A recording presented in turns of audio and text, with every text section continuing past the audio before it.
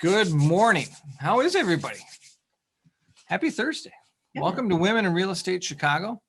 I am excited to be here. I'm going to try to share my screen. Again, this is my weekly comedy routine. Try to watch Todd learn to share the screen. There we go. Okay, hopefully you're seeing this. Let's see, here we are, second annual Chicago Women in Real Estate Summit. I really wish this was live. I think pretty soon we're going to come up on lapping events that we had to go virtual last year. I don't want to do that. So let's all get vaccinated or whatever we got to do. Special thanks to all these sponsors. We would not be here doing webinars if we didn't have the financial support of our sponsors to help us get from doing live events to doing online events. So we really appreciate all of these sponsors, their time and energy in helping us pivot in this, whatever, at least we can get together and see each other on Zoom kind of thing. This is us, RE Journals. If you're not familiar, we publish 6 publications in 17 states, and we do about 150 events a year across the Midwest and Texas. So here we are, influential women in CRE. I'm going to turn it over here to our wonderful moderator and step out of your way. But if you all need me, I'm here. I'm watching, I'm listening. I'm just going to turn my camera and microphone off. Lisa, the table is yours. Thanks so much, Todd. Good morning, everyone. So glad you're here. I'm Lisa Davidson, and I'm a vice chairman at Savills. And what I do all day long, and since the beginning of my career, is act as an office broker in downtown Chicago. And we have some terrific panelists this morning. We have Alba Colavitti, who is an architect as well as a designer with CRG. We also have Helen Karlos, who is the Vice President of Property Management for Zeller, and she also has day-to-day responsibility for the 311 South Wacker building in the West Loop. And Danielle Tillman, she is a Managing Principal at BKL Architecture. And finally, Dannielle Lewis, who is a Senior Manager in the Construction and Real Estate Tax Group of Wipfli. So thank you all for participating in the panel this morning. And I'd love to start out this morning just asking each of you to tell a little bit about your story of how did you get into commercial real estate, and maybe Danielle T, I'll start with you. Good morning. Thank you for having me. I got into commercial real estate. I am a licensed architect by training, and really got into architecture at a very young age, understanding that I really enjoyed the built environment and looking around at things. And so I knew that I wanted to be an architect very early on. I went to the University of Michigan for graduate school to receive my degree in architecture, and really started at Skidmore, Owings and Merrill, making a lot of models and doing a lot of hard work before joining BKL. And moving my way to managing principal now. That's terrific. And that's, not many people can say that they were so singularly focused. So that's terrific. And how about you, Dannielle L? Yeah, thank you. So I think I ended up in construction real estate very haphazardly. I started my career at Wipfli, kind of just doing every different type of return. The real estate group at our firm was really enticing. The work was very engaging. I appreciate how real estate kind of works, that you're always kind of waiting for the next transaction and working through really fun opportunities. So I've always been driven to that because I appreciate the constant change that the real estate industry kind of has. And we'll turn to you next, Helen.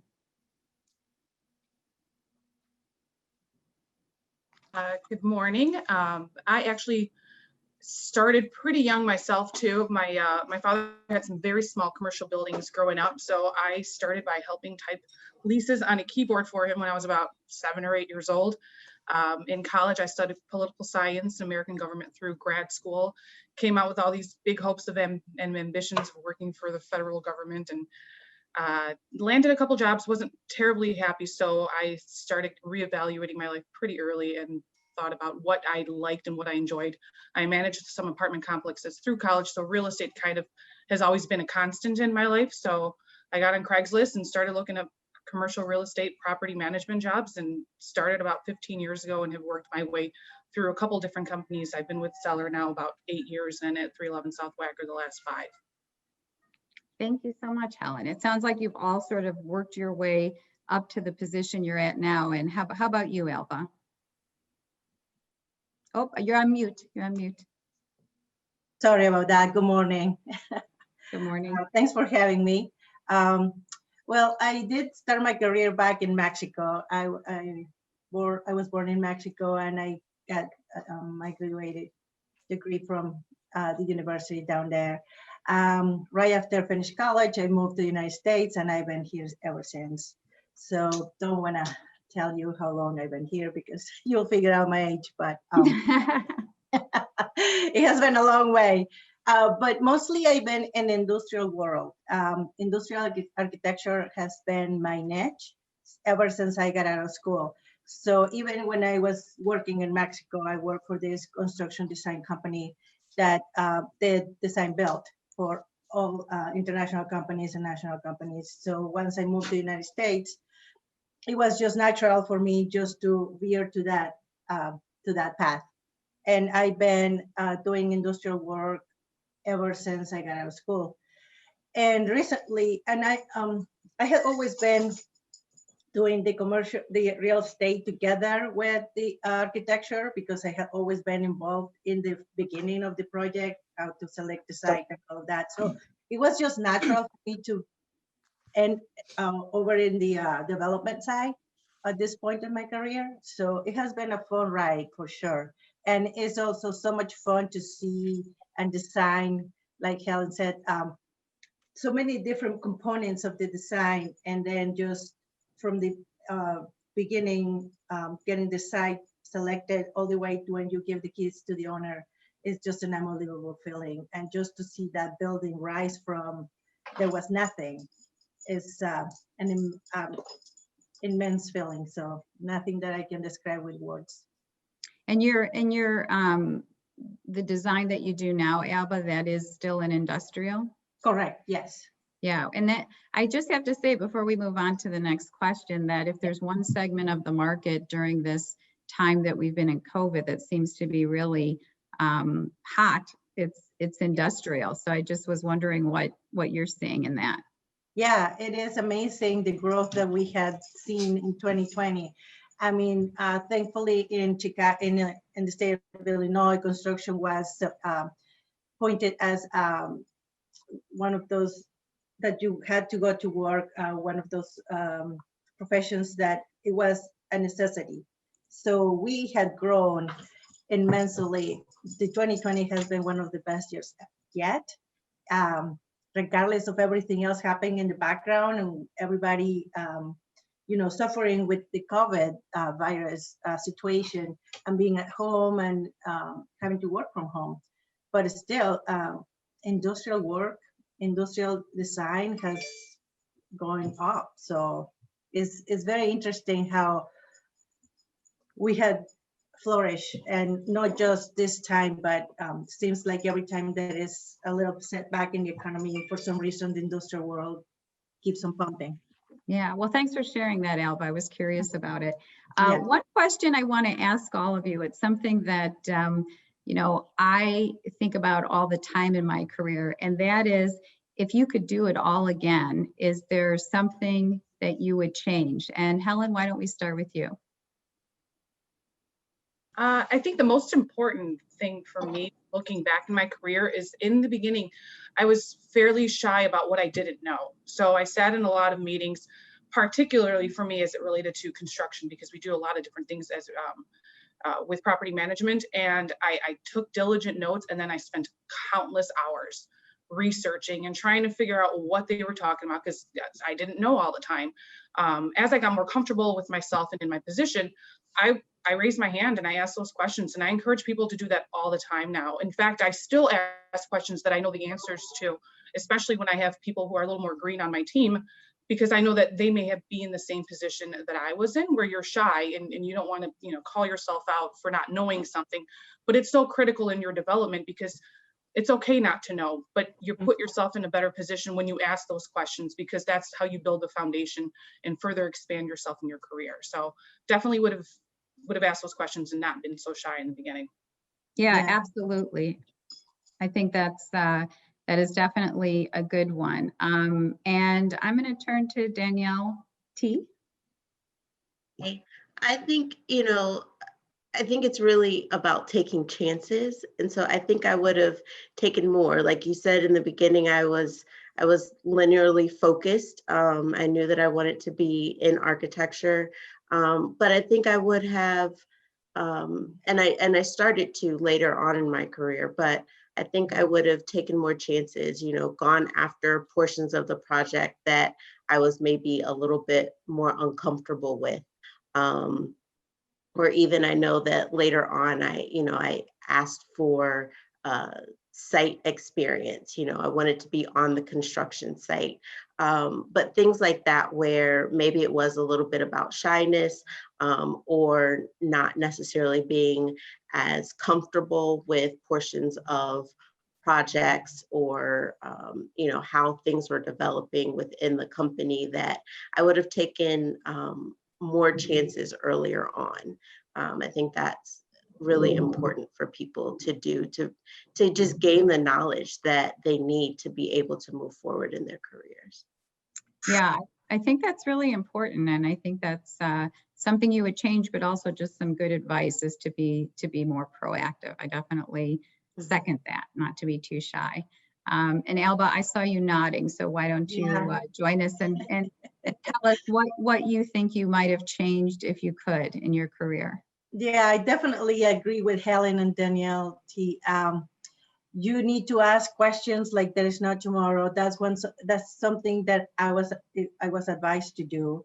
I wasn't asking enough questions. I was not being as proactive as Danielle T said. So yeah, jump in, get out of your comfort zone, get out of the box that what you are comfortable with. Just, you make mistakes, just don't make it too expensive.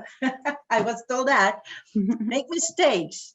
That's what's going to show you what needs to be done in the future. But as long as they're not too expensive. Is there something, Alba, is there something you would have changed in your career if you could do it all again? Not really, because I wouldn't change anything right now. I did what I needed to do with what I knew, and I comfortable with that. But now knowing more and more, I can make more changes and I can apply what I learned.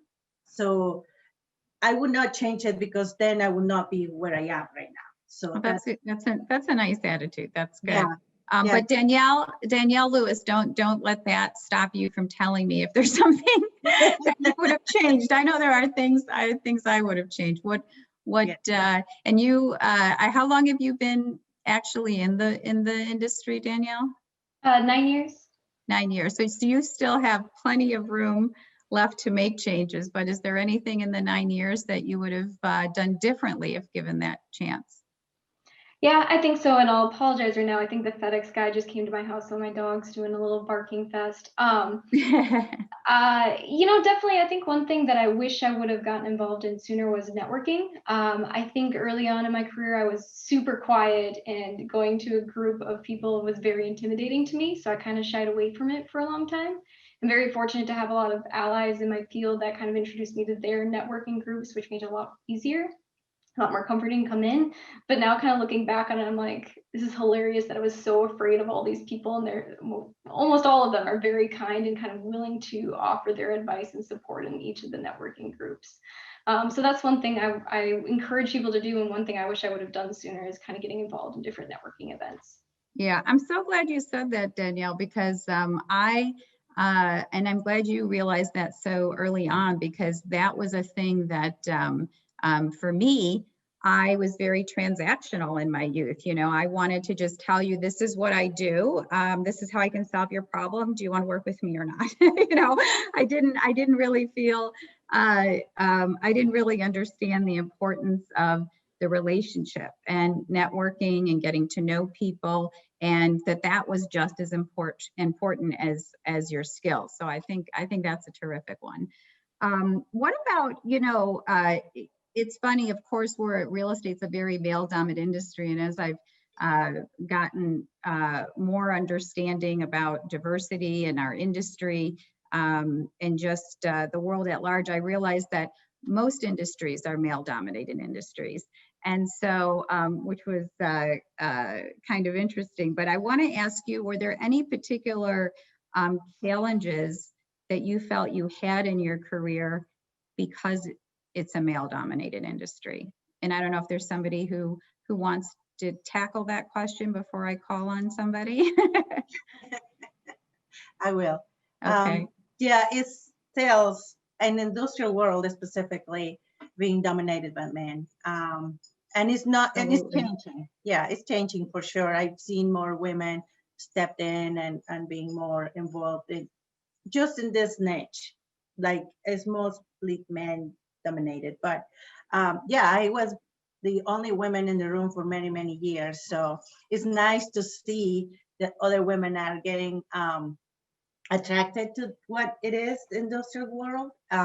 It is a fascinating world. It's something that you don't really think about it, but there is a lot of things behind it and that it needs to be done. And going to the construction site and just being able to learn all of that and knowing how an industrial manufacturing facility gets put together is unreal. So it has been, but it's changing.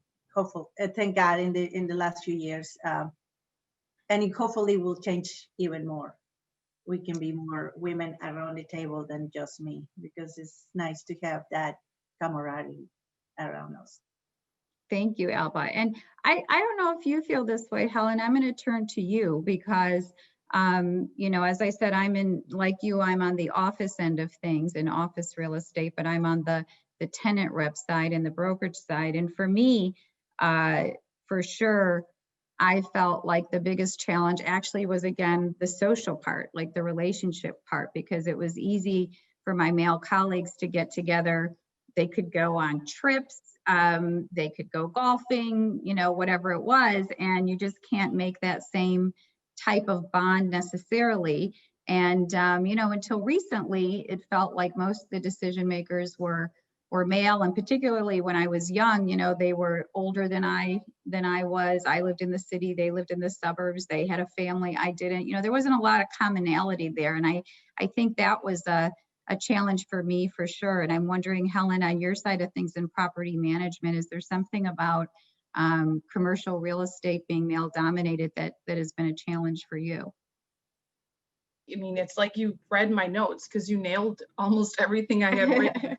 The decision makers was and continues to be particularly difficult. I have a funny story. I met a gentleman here who was high profile tenant. He was a decision maker for the company.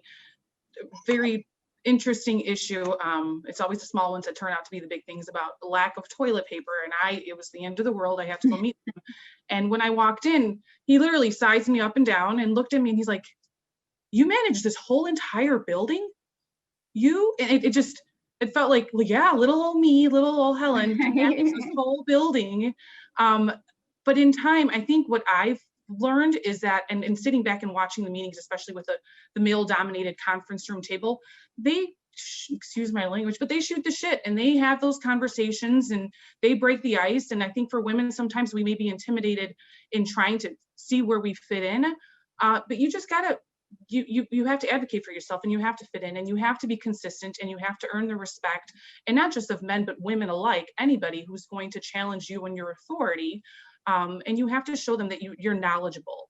And not only are you knowledgeable, but you also have a personality. You're not just this stoic property manager or architect or whatever else you do, and that there's a person behind it. And a lot of times, you tear down those walls slowly, and you do earn that respect.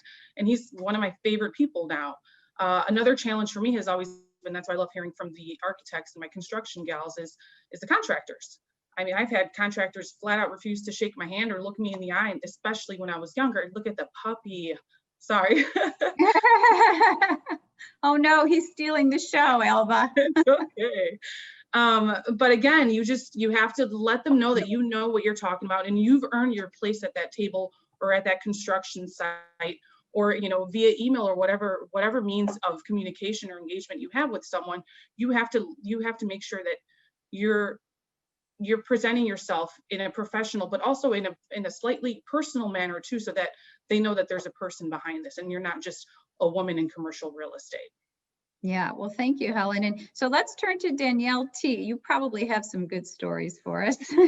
It's funny because Helen was talking about the construction site. And so that was where I was going to, talk about where I guess I found the most challenge, but I would also say the most reward with my career. And I know that in the beginning, I was kind of managing a project and the contractor, they started to warm up to me, as Helen was saying, giving, not only showing that I knew my stuff and that I could be in control of the project was one thing. And so making sure that, and it did take some long nights and some hard work to ensure that I was crossing my T's and dotting my I's and things like that, because unfortunately, when you are, a woman walking into a room where they're not necessarily used to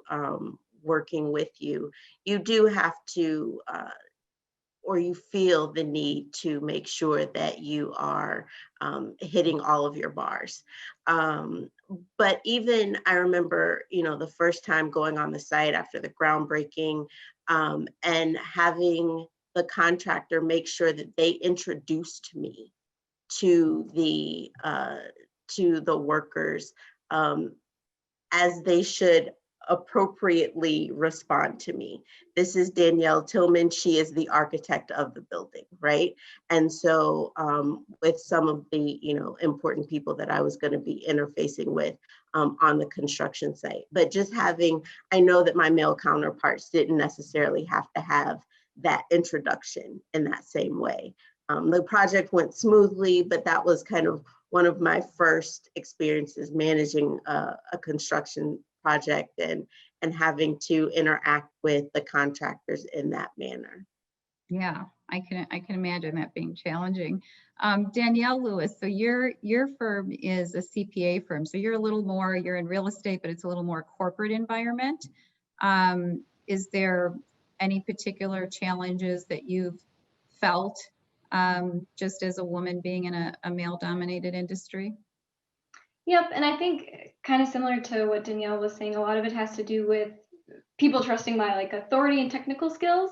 I kind of joke a lot because there's been people when I've been on calls, so we usually do calls by teams, and the rest of my team are all males. And I'll explain something very technical to them, and they'll always just follow up with, so-and-so, what do you think? They always ask the other guy what they thought of the transaction. And so a lot of what our team has kind of done to support me in that is pretty much just say, listen to me. So it's been really great to kind of work with a group of people who don't kind of allow that conversation to happen and kind of stop it in its tracks. But also made me kind of more self-aware of my own presence in conversations, because I think women have a tendency to use less authoritative language a lot of the time, saying I think, or those sort of things, or maybe. So being really conscious of my word choice after a lot of those meetings is something that I've been really, really aware of too, that I think has helped. Yeah, that's a good point. I mean, I have had the challenge of whenever I'm sitting next to a male counterpart, the person that we're talking to assumes that that person is my boss and I'm not the one in charge. And so that's been a particular challenge for me. And I think what you said, Danielle, is maybe more of a female trait, but I've always thought was a good trait in terms of,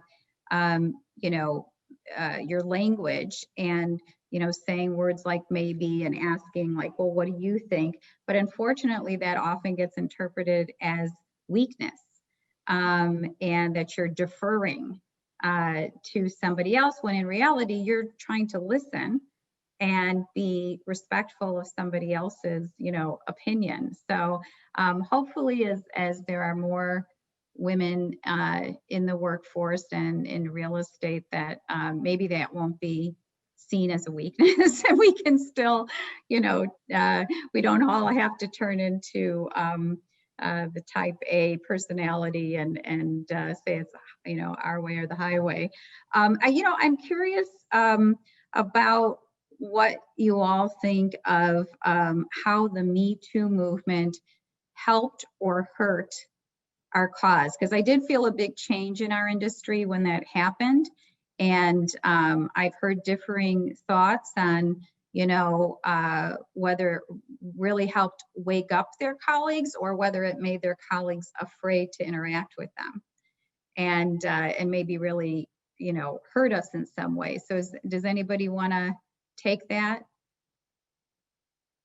I'm going to call on you. So nobody wants to touch that one. Well, I know you always have something to say, Alba. What do you think of that? You're on mute. Sorry, I have the puppy in here and I don't want it to make yeah, I always have an opinion about things. I did feel the impact for sure. But I don't know that in my industry was a positive one. I think that more men thought that women were getting what they wanted just because they were women and not because what their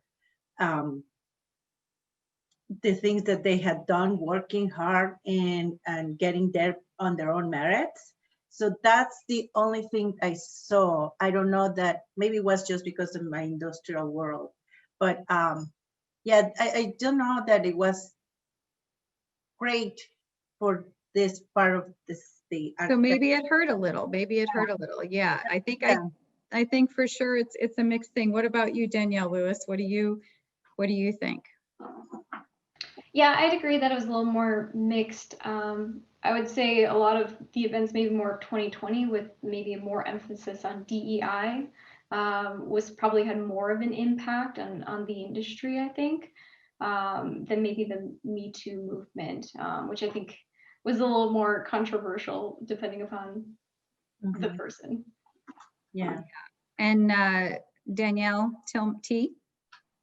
I think I agree with what Danielle was saying, that I think the events that have happened with regard to 2020 and kind of everything that happened had more of an impact on companies kind of coming to a reckoning within themselves of, diversity, women, et cetera, across the board, and really looking at what they were doing and how that was affecting the bottom line. I think that had more of an impact, and I'll say a positive impact on the way that industries and companies looked inward versus maybe the Me Too movement, which was more of an out-facing, I have to change myself because I'm afraid of what's going to happen. Whereas I think that the events of 2020 were more of an introspective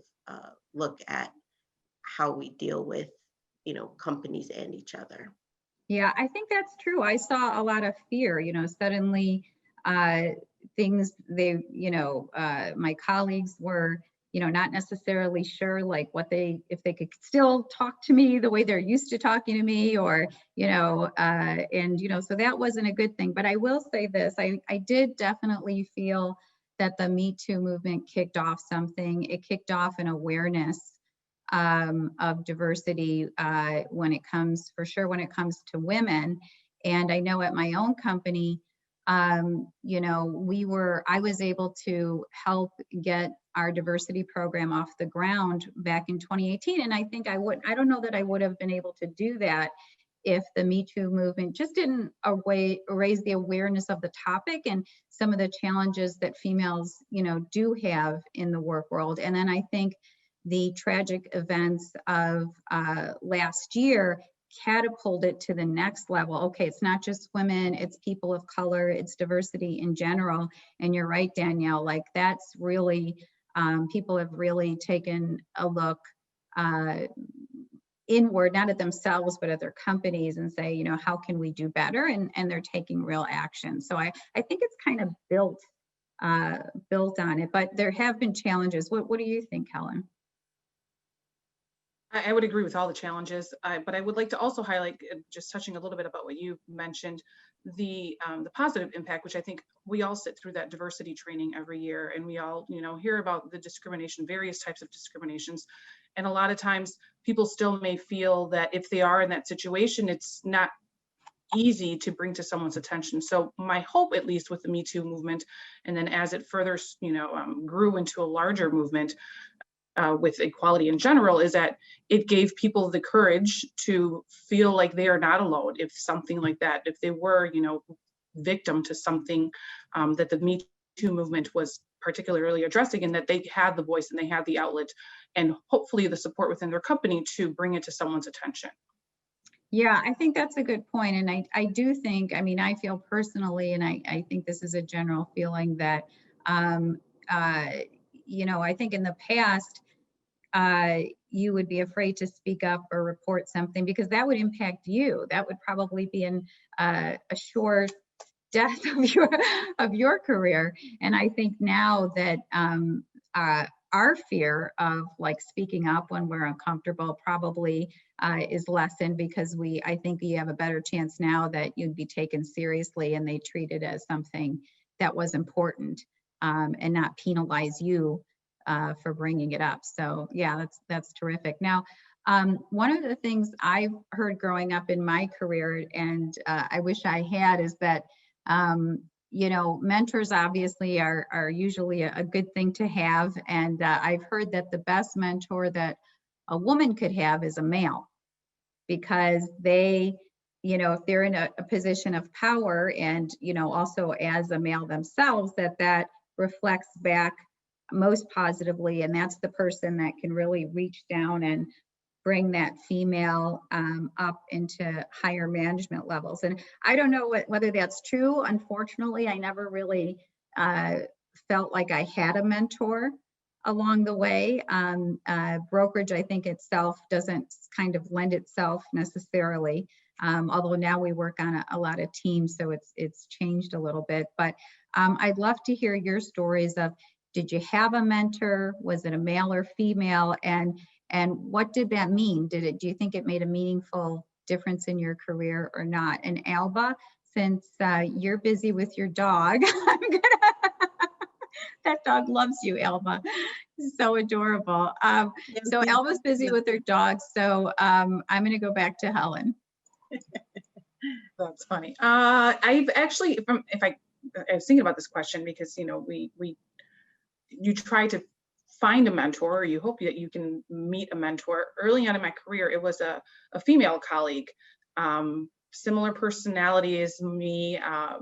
She was in the industry longer than I was. She was at the company that we worked for longer, so she understood the procedures, best practices, how the operations worked. So she really took me under her wing, and she's a great friend now. And I tell her all the time that if it wasn't for her, I wouldn't be where I'm at today.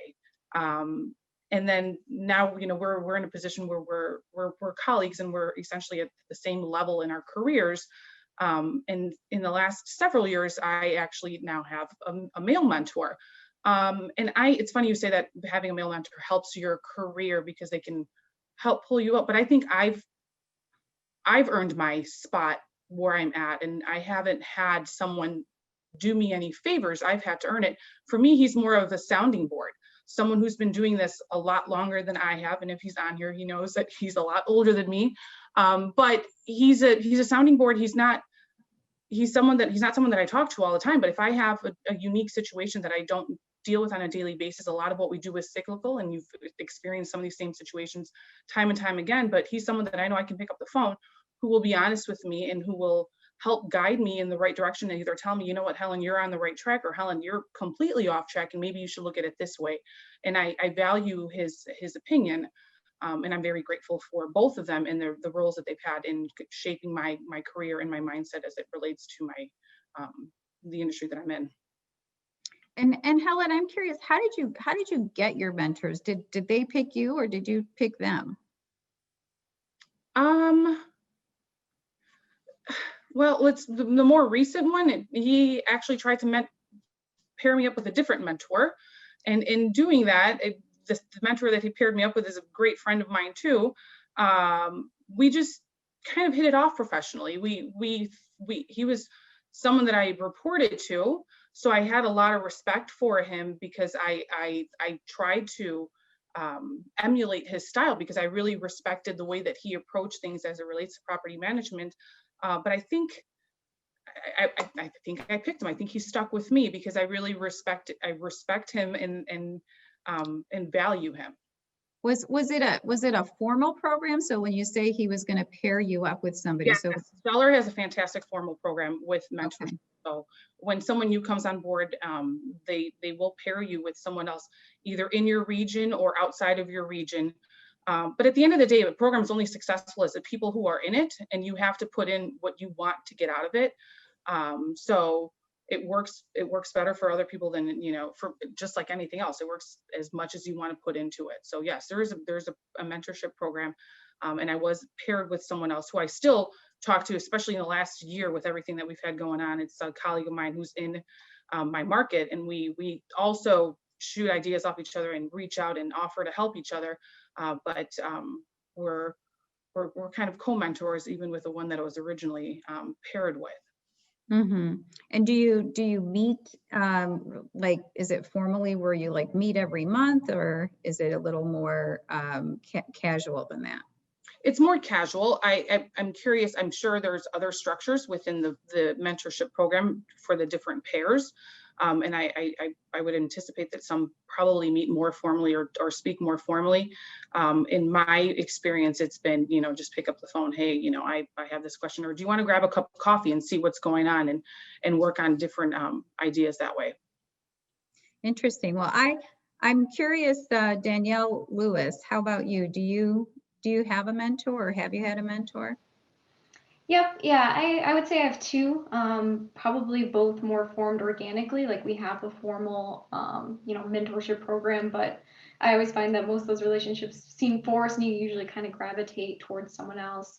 But I would say for like a mentor for me, I think mentor can mean a lot of different things. For me, it was always someone pushing me outside of my comfort zone and willing to challenge my perspective on things.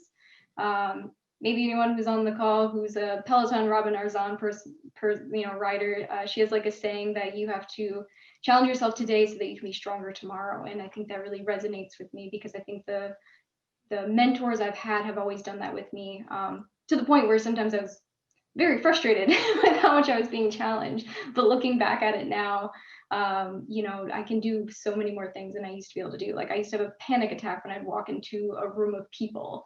And now I, do these panels and everything only because they kind of pushed me and gave me that opportunity, which was way out of the, kind of comfort zone I would have ever wanted. So for me, both my mentors are male, and they've all kind of always challenged me and given me a different way of looking at the challenges I have and changing my perspective of them. So I've always appreciated that.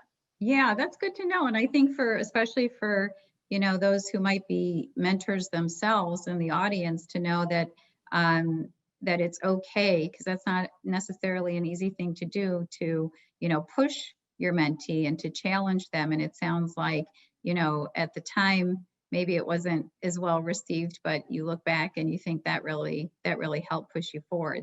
That's like, tough love. It's hard to do sometimes. How about you, Dannielle? I have had multiple mentors throughout my career, starting back in college. I think those who were actually mentors in college were professors, or even individuals that I interned with. Those happened to have been women who propelled me, and just as an African-American woman, they were African-American women as well within the industry. So being able to see someone who was successful and who could give me kind of pointers to becoming successful myself early on was extremely important. Since then, having additional mentors, both within the company, but I think as well as outside of the company, so that they give me additional perspective that is not kind of, I guess, muddied by what's going on within the office, but an outside voice has been extremely important. One specific mentor who I've had now since I've kind of become a professional, I'd say over the last 10 years, he was just an outside voice. And with architects, you're trying to get licensed, you are in a battle for testing, and typically that's actually just difficult to manage that, as well as a quote unquote 9 to 5, but it's never actually just 9 to 5. And so, just getting simple messages that say, how are you doing? Where are you with your exams? Or something like that, that just, says that someone out there is looking out for you and your best interest to move you forward professionally, has been really, really something that I've appreciated throughout my career. Yeah, that's really good to know. So just like, it sounds like just knowing somebody's there and thinking about you is helpful. So that's good to know too, that you don't have to wait till you have some great advice to call your mentee, that just checking in is appreciated. And Alba, you and I are more of the same generation. And as I said, I didn't really, have any mentors growing up. How about you? I did have that, but they were organically, like Danielle L said. I didn't have a program established or anything like that. I always looked up to women that were successful. I was lucky enough that at the design build firm that I worked in, started working right out of college, the principal there was a woman. And back then was a big deal to be a woman in that high position. So I always looked up to her and I got her advice, and she thankfully she looked out for me. And then when I moved to the United States, I was lucky enough to work in an architectural firm for 13 years. And that was tough love. I mean, I had it wasn't like it was not a mentorship that was set. It was just day-to-day working relationship with my coworkers and my peers.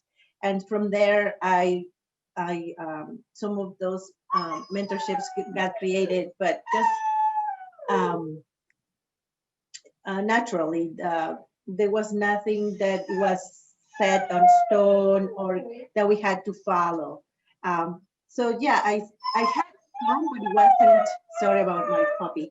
Alba, I'm not calling on you anymore. I feel bad. I'm taking you away from your dog. He's so sad. He is just, it's just the two of us sometimes, some days, and he's very used to my whole full attention. So you can bring him back into the picture. He's just so cute. And yeah, we'll cuddle him while we're talking. Yeah, he's Peter. He's What? Used to me being home all the time now, working from home. So I know all our pets. I just have a cat, but believe it or not, I'm now going to feel bad when I go back to the office because she's so used to me being here all day long. I'm glad she's not, she could be crawling on the table right now. She likes to do that. Well, it's interesting, as you all were talking, I was thinking about one thing that's become more popular, and it certainly is in my life, is that sometimes your mentees become your mentors. So like I've been a mentor to women who are younger than me, and I find myself learning from them. Mm-hmm. And, whether it's, not just on things like technology, but just generally about the new generation, or, what experiences they have that they can bring to the table. And I think that, that happened informally and casually for me, that I found I learned as much from them. But now I find that there are actually formal programs where they have it going both ways. Like just like the 360 review, they have like a 360 mentorship program where they pair up a person that is older with someone that is younger so that they can, learn from each other. So very interesting. So Dannielle, you, Tillman, you, I know, had a very straightforward path, and you told us that you always wanted to be in architecture, and sounds like that is really your passion and your love. But I'm wondering about the rest of you, because I know I fell into commercial real estate, and for me, I got out of college really like lost, not knowing what to do. I frankly was just looking for a sales position because my primary goal was, I came from a lower income family, and I felt like I needed to make as much money as possible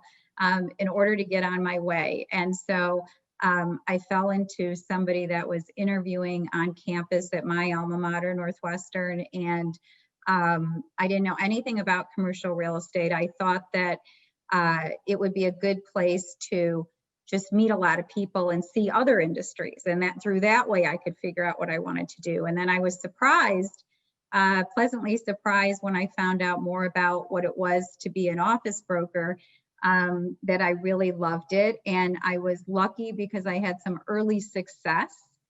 And so I think I thought, oh, well, this is easy. Of course, that was pretty naive, and I learned the hard way that it's not so easy. But I did have that early luck in it, so it kept me in it, which is important in the beginning for commercial office brokers on commission to just stick with it. So, but I'm wondering, the rest of you, was there a moment in your careers when you first got into it where like a light bulb that said, I love this and this is what I want to do?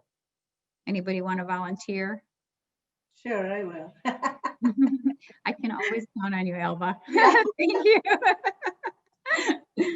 Just like Danielle T, I wanted to be an architect since I was 9. So my fourth grade teacher was an architect, and for some reason, she decided to move into teaching, which was great for me because then she was showing me what those ropes meant and what meant to be an architect. And all of the fourth grade, she was teaching us as if she was an architect with in front of a bunch of students that wanted to be architects. So that was a really special for me, and that's when I took off. I always knew that I loved to draw and to do artistic things, but that was the moment for me where I decided this is what I want to be and this is what I want to do for my life. And thankfully, I was able to do it. Not everybody has a dream and can make it happen, right? So even with me moving to the United States, I was able to get back into architecture after I moved here and after going to school. And yeah, I will never change what I do. I love every day. I love going to do what I do and do it every day. So since very early on, I knew that I wanted to be an architect. I wasn't sure that I didn't know back then I was going to end up in the industrial world, which is an amazing one that I love too. But yeah, here I am. So it has been a fascinating ride for me. Well, thanks for sharing. And Dannielle, I am going to ask you though, since you always knew you wanted to be an architect, so were you that kid that like loved to play with Legos and draw and like for all those who have little kids out there wondering if their little kid's going to grow up to be an architect? I know my son, I thought that's what he was going to be, and I used to joke that that is the architect's revenge on commercial office brokers, that their firstborn son should become an architect. Yeah. And he was that kid with Legos, but he became a software engineer, not an architect. But you tell me, Dannielle, were you that kid? So I always loved, I wasn't the Legos kid. I was actually not the Lego and the building blocks kid, but I loved to draw. I loved math and science. And so it kind of made sense to put all of those things together. And I think that honestly, it was a little bit in my DNA. father, while being a college administrator and an educator, his first love was actually industrial design. And so he had a wood shop in our garage while I was growing up. And so I loved to watch him make and things like that. That was what he did in his spare time. And so it was those kind of things. And I'll be honest, I was kind of laser focused to becoming an architect, but there were some detours along the way. My undergrad degree is actually in math, so I'm a mathematician. And I thought that I was, because quite honestly, architects do not necessarily make the most money. And so just in case anyone is wondering, it can be a lucrative field, but to start out, it is more about passion than about finances. And so I said, well, I'll just be an engineer. But my love of design and architecture really kind of won out. And halfway through my undergrad studies, I said, no, let's just finish with this degree and then go on to grad school. And it has been laser focused since. Yeah. Yeah, well, it sounds like either way, you were going to do pretty well. Engineer, architect, those are some lofty goals. Helen, I feel like property managers have the best stories to tell, and probably not all of them that you want to share with the audience. But was there some moment in property management that you thought like, wow, this is really for me? Not a particular moment. I thoroughly just enjoy what I do. I love every day is a different day. I mean, like anything else, it can get repetitive. I think the most important thing in any career, anything that we do, is that you don't wake up in the morning with that sick feeling in your stomach because you hate where you have to go and who you have to be with and what you're responsible for doing. As long as you don't have that, I think you're in a good spot. Enjoy. I can't imagine, especially working in these buildings, sitting in a cube all day.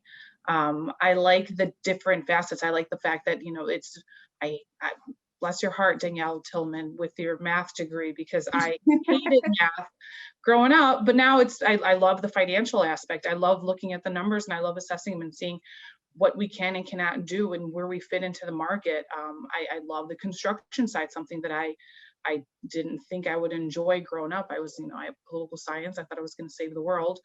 I like the social aspect. I like the leasing aspect. I like looking at the tenant needs and trying to understand our brokers' math, right? For trying to get people in different spaces and what works and what doesn't work, and looking at the lease terms. I love the teams I work with. I love the janitorial side and the security side. So, and every day is different. I mean, I think property managers, if we all got together, we would write one hell of a book series with the different experiences that we've had in dealing with tenants and problems and fires and floods and everything else that we've had to deal with. And I'm grateful that I'm in this industry because it's allowed me the opportunity to meet some fantastic people.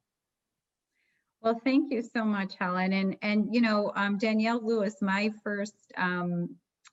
first thing I thought about majoring in college was actually accounting, believe it or not.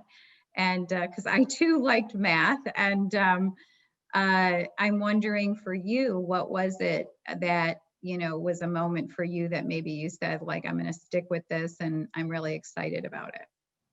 Yeah, and oddly enough, my degree was actually in English literature.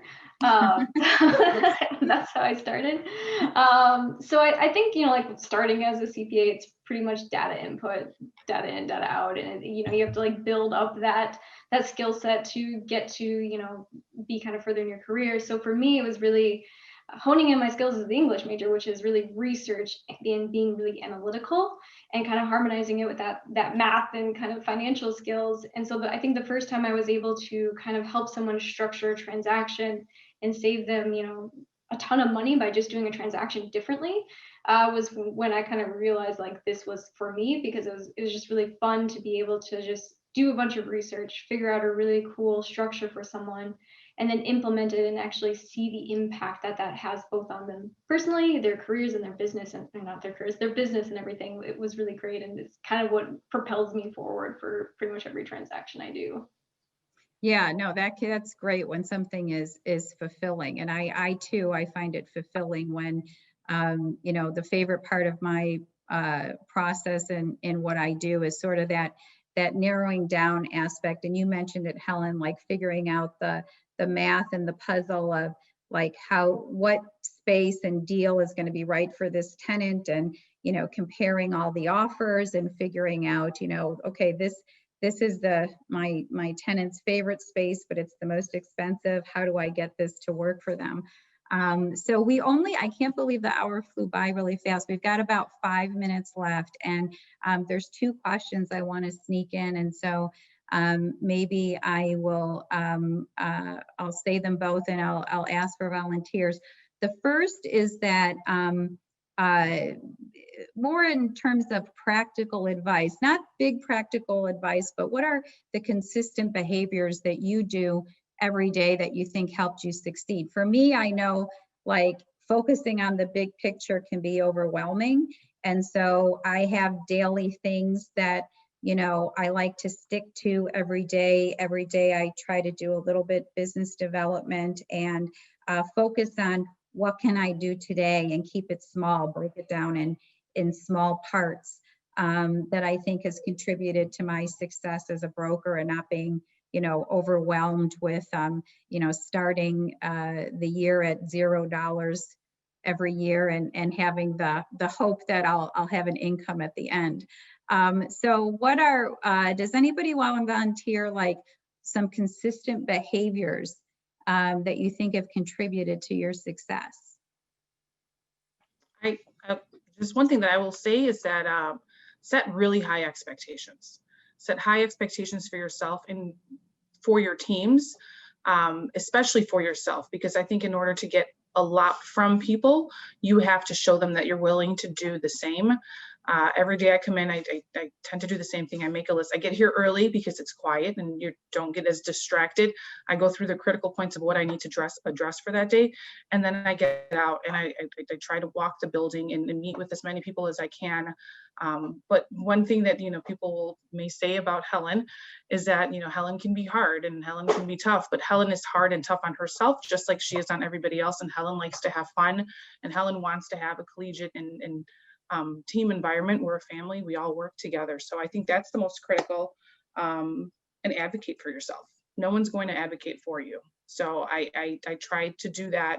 And in that also advocate for my team. And if you have the opportunity to advocate for others, I think that's also very critical too. Yeah, I think we heard that a lot this morning, advocate for yourself. So the one question I want to get in, because I feel like I'd be remiss if I didn't, is we had the inaugural last night. And to me, I feel like today is January 1st, because it feels like the year just began today, that one event got put behind us. And I'm wondering if anybody has any thoughts on what a new administration is going to mean for our industry, our business. Anybody want to share?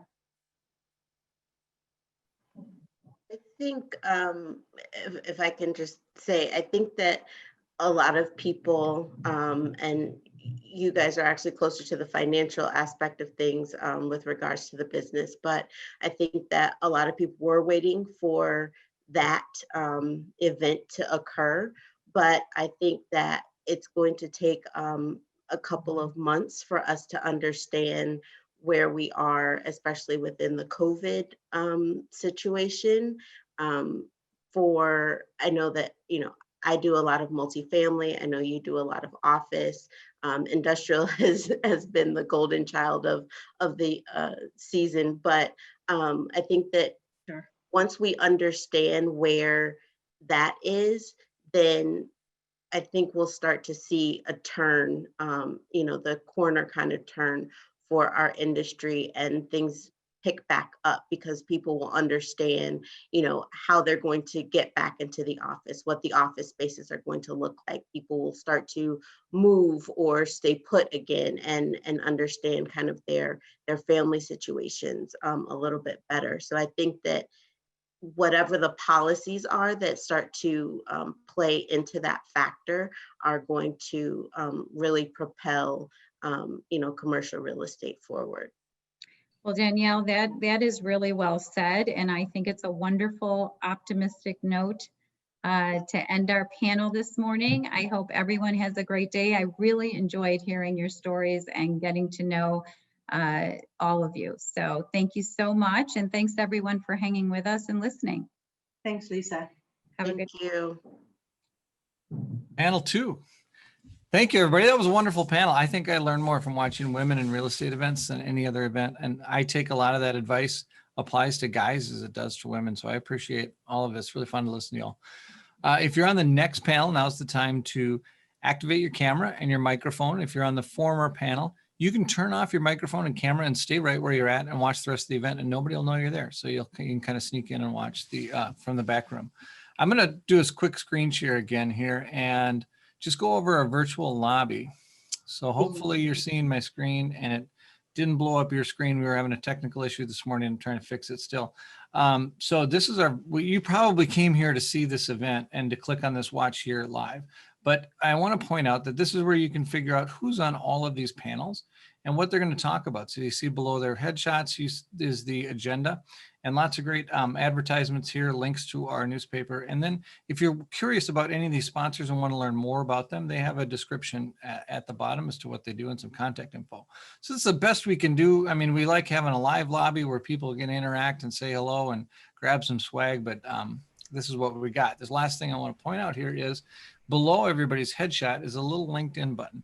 I know it's hard to do networking online. You can type in the chat room hello to somebody, or you can put your contact info in there. That's fine. But this is another way you can network online, is to just grab this button and connect with all of the speakers on LinkedIn. I tend to do that on every single event, and it's really helped build my network. So that's there for you to push those buttons. All right.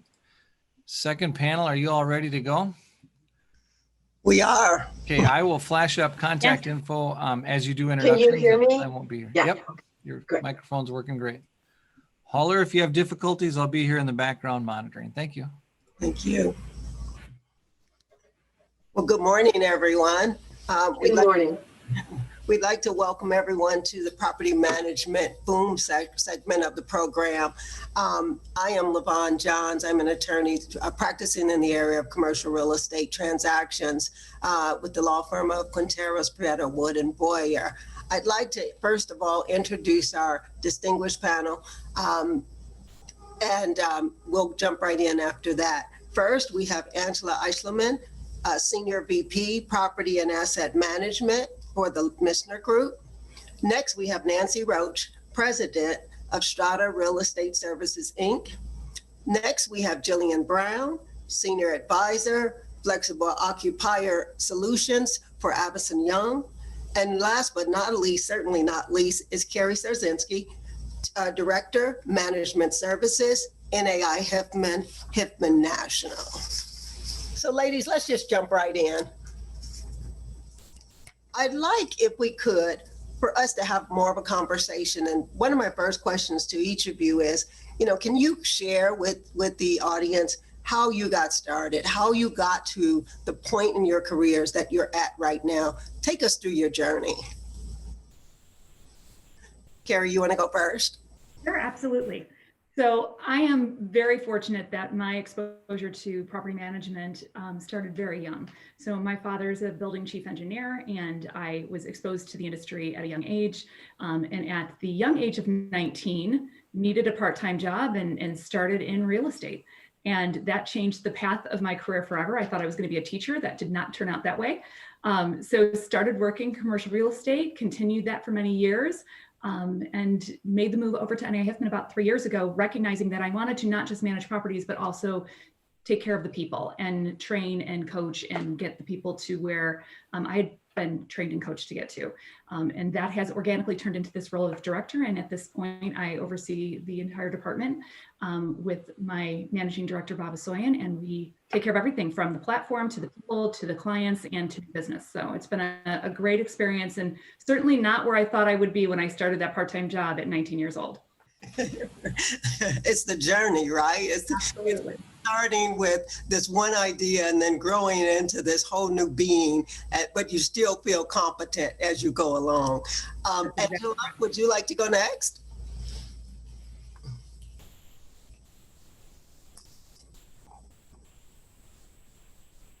Thank you. Had to find that mute button.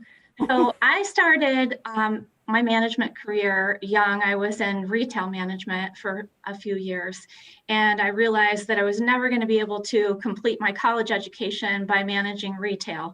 So I transferred into an assistant manager for a residential firm and completed my college education, had a set schedule. It was wonderful.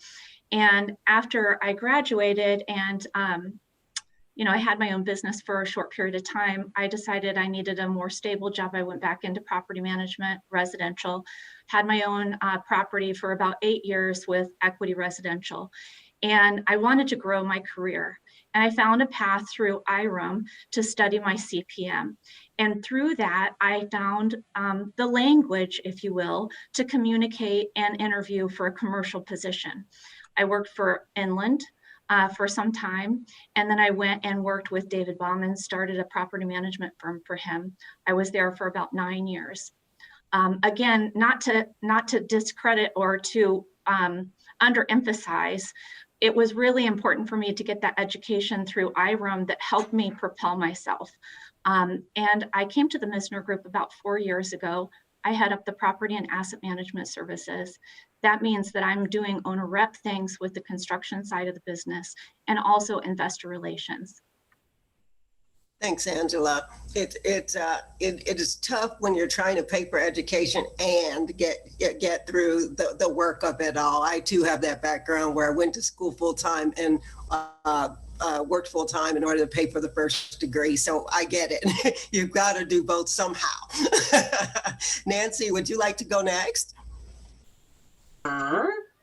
Thank you.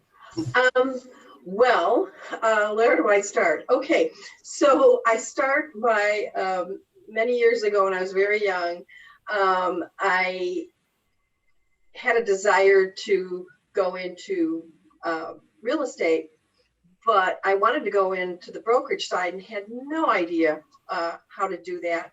And I knew some people who said, oh, you just have to get to know someone. Well, long story short, I met someone and they were opening up a real estate office in the Chicago area for a huge insurance company. And I had no idea what they wanted. And I had a real estate license. And so he said, you're hired. And then they said, well, we want you to do some management. I said, management? I don't know anything about property management. And so I had to learn, and that was the beginning of it. And then I went on to work for them for several years, moved on to other national firms, and then ended up working for a very successful entrepreneurial commercial real estate guy. And then that was the last, working for somebody else. And then from there, I started Strata Real Estate Services. But I want to go back a little bit, and like Angela, I also got my CPM. It was very important to get that, especially when I was working for an institutional owner, and really felt strongly about the educational part of it. So it was kind of learning, but also formal learning. And I, like the one lady that was on the panel earlier, I actually started managing industrial. Whoa, was that a journey? And I found it fascinating. I found it fascinating going into the buildings and seeing what people do there, what's made. And that was my journey. And I, at some point in my career, I knew I wanted my own business. I didn't know exactly how I was going to do it. And I'm not a lone wolf, so I wasn't the kind of person that was going to do like brokerage by myself. But that was the journey that got me to where I am today. You know, there's a story, there's a story on what Nancy just said. You know, all of us, I don't care what role you play in real estate, there's this element of fake it till you make it. Like you got it every day, and hopefully it'll all come together and you'll learn a little bit at a time until you arrive. And that's something that women just have to get comfortable with. We can't know it all day one. You've got to fake it till you make it, and then it all works out. Jillian, would you go next, please?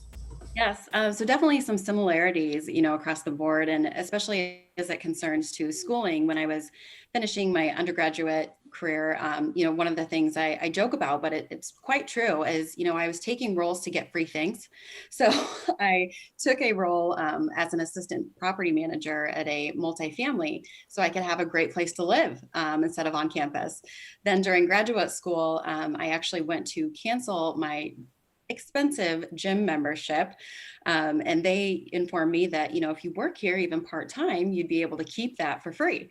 So I continued doing that and completed my graduate program. And once I did that, and coming out of the last recession, there was an opportunity to take a position in Chicago. And I was actually, I'm born and raised and did my schooling in Nebraska. And, at that point I said, well, why not, why not take this opportunity and really learn and grow? And I was working with a fitness company, health and wellness, and on the sales, retention, customer service, corporate partnerships side. And I was able, during that time to learn and grow a lot from the management side.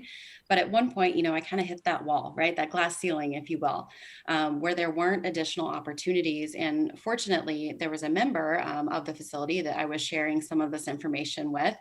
And, they presented an opportunity to work at CBRE in a consultancy role for a year. And so, it was a hard question to kind of pose myself, because I had grown a lot with the company that I was at, and at that position in a manager role, with a higher salary. And I kind of had to change all that, kind of go back to square one. But I'm so glad I took the opportunity to do that. Throughout that, first year at CBRE, I was able to, learn this much about this much within the commercial real estate industry and different sectors there, and really found my passion for the flexible office side. So then went to work for various operators, both with Serendipity Labs and Convene, and was continuing to grow and learn and work a lot with owners, landlords, the property management, prop tech. And I started to find, square peg, round hole. And I was trying to fit things in, and I saw this opportunity for where we could create other solutions, just how to do that. And that kind of takes me to my current role with Davidson Young. Our team started just about a year and a half ago. I joined in March, so right during the beginning parts of the pandemic. So it's been an interesting journey, to say the least. But what I love about it, we're disrupting ourselves essentially. So we're working across the entire flexible ecosystem with the occupier tenants, the ownership, and the operators themselves. And so what I got from what Jillian just said is there's this importance, right, as girls, as in your career, just period, to be flexible when you come to a point of a glass ceiling. The transition to be flexible and do something else is extremely important. You can't miss those opportunities. And as it clearly explained, sometimes you have to step back in order to grow. And that growth is amazing. So don't be afraid to kind of step back when you need to, and understand that glass ceiling may be relevant in one work environment, but not necessarily in another. I think Nancy's story definitely exudes that. And so we have to think about that. So Nancy, I'm going to go back to you, and I'm going to say, ask this question. As a woman owning and running your own business, right? Service-oriented business, filled with guys that you have to manage, push along, get them to say yes, to get done the things that you want to do. Can you share with us some of the challenges in being in that work environment every day, particularly as the owner? Okay, so one of the challenges when I first started, but I guess I just kind of dove in because I was working for an entrepreneurial guy who really inspired me, because I saw that he just didn't give a lot of thought to things. He just, if he wanted to do it, he did it. But that being said, yes, most of my technicians are men, but I love having women. I have women technicians, and they're fabulous. But what I've learned is that, okay, I didn't come up through the engineering side. I didn't come up through the construction side. So I can't go in the field and actually fix things with them like some male service owners can. But what I can bring to them is a wealth of knowledge that makes them better for our customers. So I'm the kind of person that I'm very curious. So when I was in management, I always was curious about everything, building systems, how things worked. I'd follow around, construction people and engineers, because to me, that was the best way to really learn. I was not a desk jockey. I was out in the field. So with the technicians, I challenge them. I'll go and I'll have training meetings and I'll say, do you know why you're doing this for our customers? They kind of look at me. And so for me, I feel like I give them something that they can't get from a different type of owner. Like I will tell them, okay, we work for a lot of property managers. That's great. Do you know why you're doing this for them?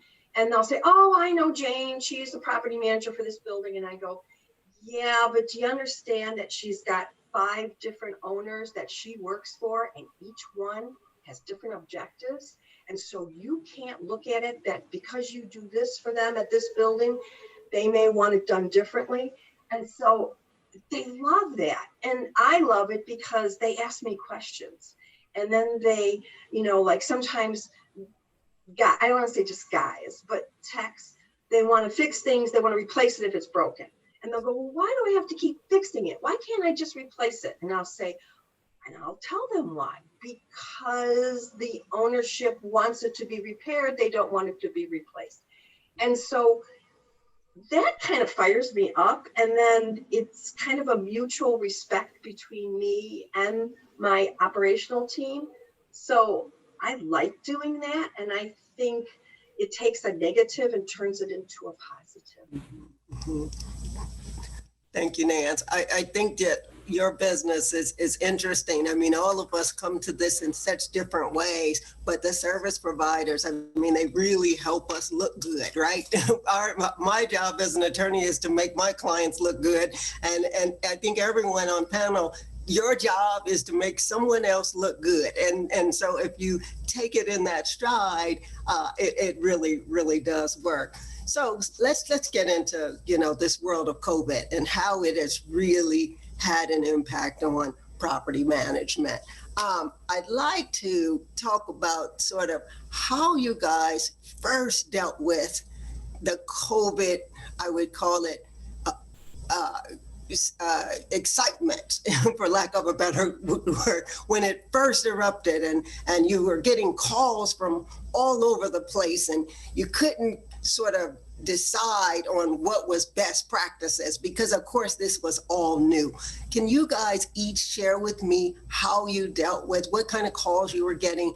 How did you respond? And then how have things leveled out for you at this point as a provider? Sure, if everybody's okay, I'll go first. It was one of those situations where we really had to stop and pause and not react right away, right? Because it was changing so quickly. Everybody was reacting. Everybody was really scared. People didn't understand. There was a lot of misinformation out there. So our approach was really to be consistent, to communicate, and initially to really lean on the CDC and the state, because there was so much misinformation out there. And so a lot of our communications were referring people back to the CDC guidelines or back to the state guidelines. As we learned more and as we grew, it became apparent that tenants wanted to have more questions. I joked, I think, with our team, we were getting checklists. Can you answer these questions for us? And we're like, no, those are some things we can't answer. So we started having phone calls and getting on the phone with the tenants, whether they were local or not, and explaining things that they wanted answers to, talking through MERV ratings and why certain filters can't fit in certain equipment, and talking through the cleaning protocols and why you can't stop cleaning if you even only have one person in the office at this time. And we found that those phone calls really created a great sense of confidence from the tenants that we were on top of it, we were communicating, and not only via email and our notices of the changes that were occurring, but also on a phone call to take the time to answer their specific questions. How it's shifted today, I would say, is now we're focusing more on, that returning to the office, increasing that occupancy. And it's a bigger question now, right? It's not just about the cleaning, it's about the air quality, it's about, the social distancing, it's about the people who don't think they need to wear masks and the people who do want to wear masks. It's navigating all of that together. And really, we have found that consistent, honest, and open communication, whether it's a phone call, an email, or 27 emails, which is what we sent out in about 6 months, has really made a difference in the world. Angela? So very similar to what Kerry described. In the beginning, it was kind of drinking from a fire hose and learning all the things that were out there on the CDC's website. Your county, for instance, we had tenants that weren't going to come to the building if X number of beds, and all the different equations that go into that. So really our focus was to contact each and every tenant to find out how they were doing and what we could do for them. Many of our tenants are single tenant industrial buildings. We have a couple large office buildings and a medical office building and some small flex industrial. So we really came from a place of wanting to understand where the tenant was at in the beginning so that we could communicate that back to the owner. And it wasn't just communicating to the tenants, you also had to communicate to the owner right away, because sometimes owners were maybe on the thought process of, oh, we can reduce expenses, we can reduce the cost within the building, which was not the case. Communication to the janitorial staff, to the engineering staff, to our roaming maintenance person who was out there every single day without delay, even when we had the stay-at-home orders, and working with the construction teams if they had any incidents with things that were going on in our building, COVID related. And then the constant communication, much like what Kerry said, we were doing weekly blast through our system building engines that reached all the tenants, even if they weren't at the building. Hey, how can we help you? Here's a provider for PPE. Here's a provider for hand sanitation. Here's what you need. Can we help you with anything? Can we send our maintenance guy? Just letting them know that we were there. And how it is today, it's more helping those tenants, if there was a COVID case, to line up the cleaning, working with our janitorial, because sometimes janitorial won't enter a space, so you have to contract with another provider, and also working through some of those lingering deferrals. And I know you're going to talk about that later, but just getting a pulse on the health of the tenant. Obviously, we're not nearly as impacted as some portfolios that have retail tenants, but it's really about, hey, picking up the phone. And I talked to a lot of tenants I had never even talked to because, I'm not the manager. And it really gave me a deep sense and a walking knowledge, if you will, when I got a phone call from an owner or an investor, or even the staff, to know what's happening in the portfolio. Mm-hmm. And Jilly, go ahead. Yeah, I wanted to chime in, and I love both the approaches that you mentioned and that communication, and focusing on that communication specific to each of the tenants. Because I think that's one thing, we were finding right away as well, as once you had those conversations, you were able to unlock whether it was certain pain points that you could help solve for, certain checklists, if you will, where you said, we don't know about XYZ, or there's not enough information about XYZ, but here's, directing people to appropriate resources, whether it's HVAC, PPE, whatever the case may be, to kind of get through those first reactive solutions that they were needing to solve for, while still thinking about that proactive solution. And I think that, a lot of what we were doing too was just education in the beginning. Like I said, conversations and education, because being in this flexible landscape, over the years, everyone was forced into it. Like it or not, companies' plans for agile or flexible or work from home plans all shifted and were happening in real time. So, what other resources can we assist with in the current term to get them through where they need to be? And then how do we, evolve those conversations? Kerry, as you mentioned, now we're starting to talk about return to the office, and what does that look like long-term strategy? So I just love that you guys, all hit on that communication, and really taking that thoughtful approach and responding where you knew, and connecting where you perhaps weren't the appropriate expert in that specific field. We spent a lot of time as commercial real estate attorneys. You can only imagine our entire group had to review leases, right? You had to look at the force majeure provision. You had to look at, there's certain provisions of the document, like what do we do? How do we do it? And then we had to work with folks like you ladies on how do we create a solution in the middle of, there's no answer in the lease for most parts, right? And so, because we had never been here. And so, what you see from the lawyer's perspective right now is that we're drafting to the pandemic, right? We're putting in elements into the documentation now that will help us in the future. Hopefully we'll never have to deal with this again, but that's sort of the reaction, right? Once you've gone through the madness and the crazy. And so it's always interesting to see how each different component of the real estate team works on it. Nance, I'd love to hear your position coming in as a service provider, because I'm sure you got hit more than anyone in terms of what building systems exist, how do we, better improve them, etc.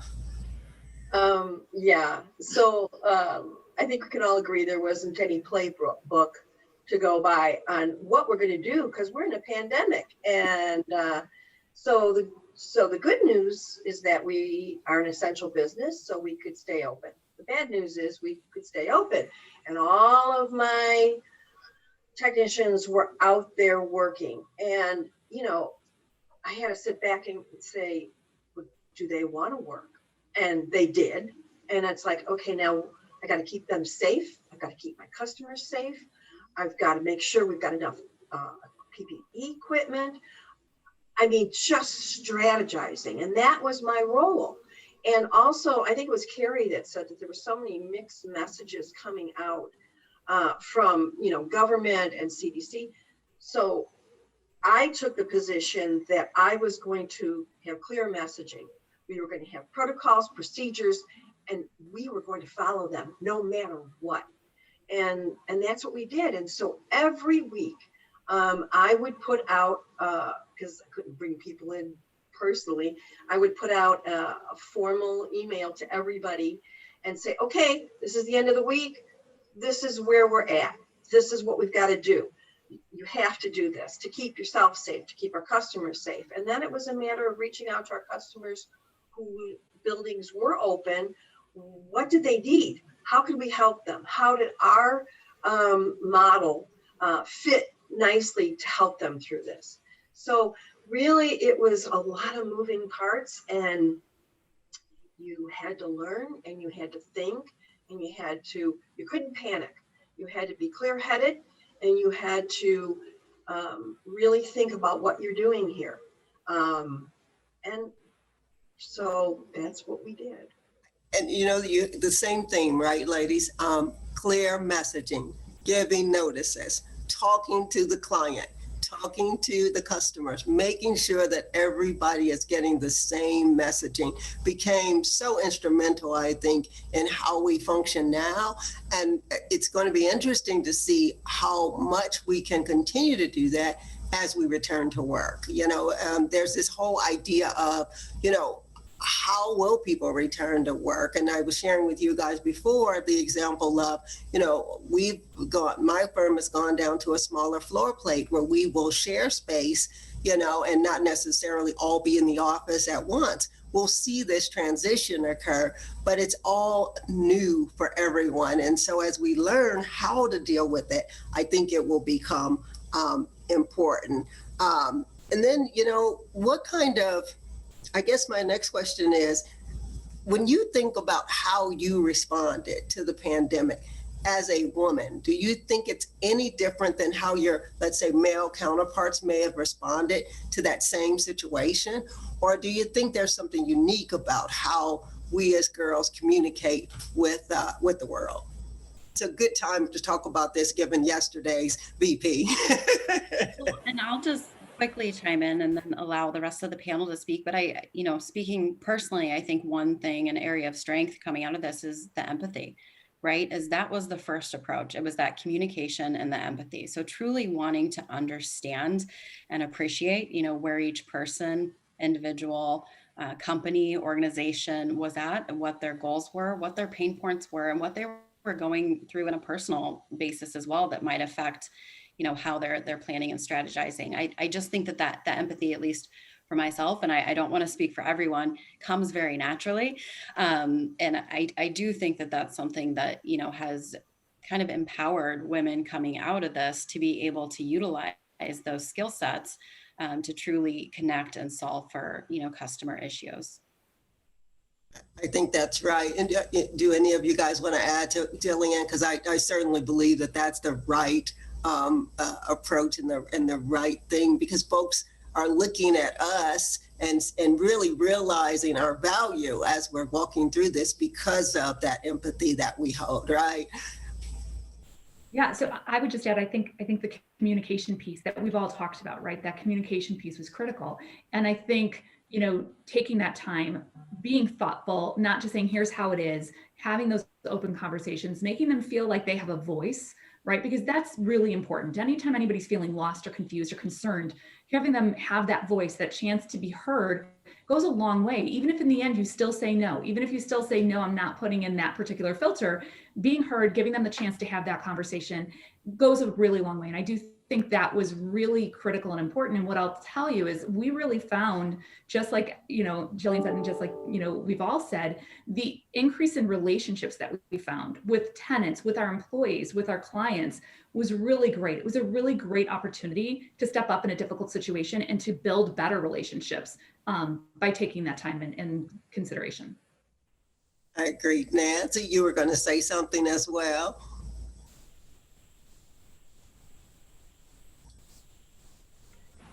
Just kind of resonating what Kerry said too about the communication, Yeah. and Jillian with the empathy. I guess I look at it not so much male, female. I look at it as a leader. What type of a leader are you? And personally, I think this pandemic has separated the boys from the girls and the girls from the women. I really think it's all about leadership. And so all of whoever you are and whatever you bring to that, whether it be empathy, communication, understanding, sometimes you have to be firm for their best interest. All of those came into play. And again, as I look back on this, I mean, I thought that I dealt with a lot of things in my career, you know, floods, fires, you know, all this. Nothing will ever match this. And if I could just say one more thing, one of the things I just said to my team, we had a staff meeting, and maybe this is, I don't know if this is female or just who I am or leadership. I said, let's look at this.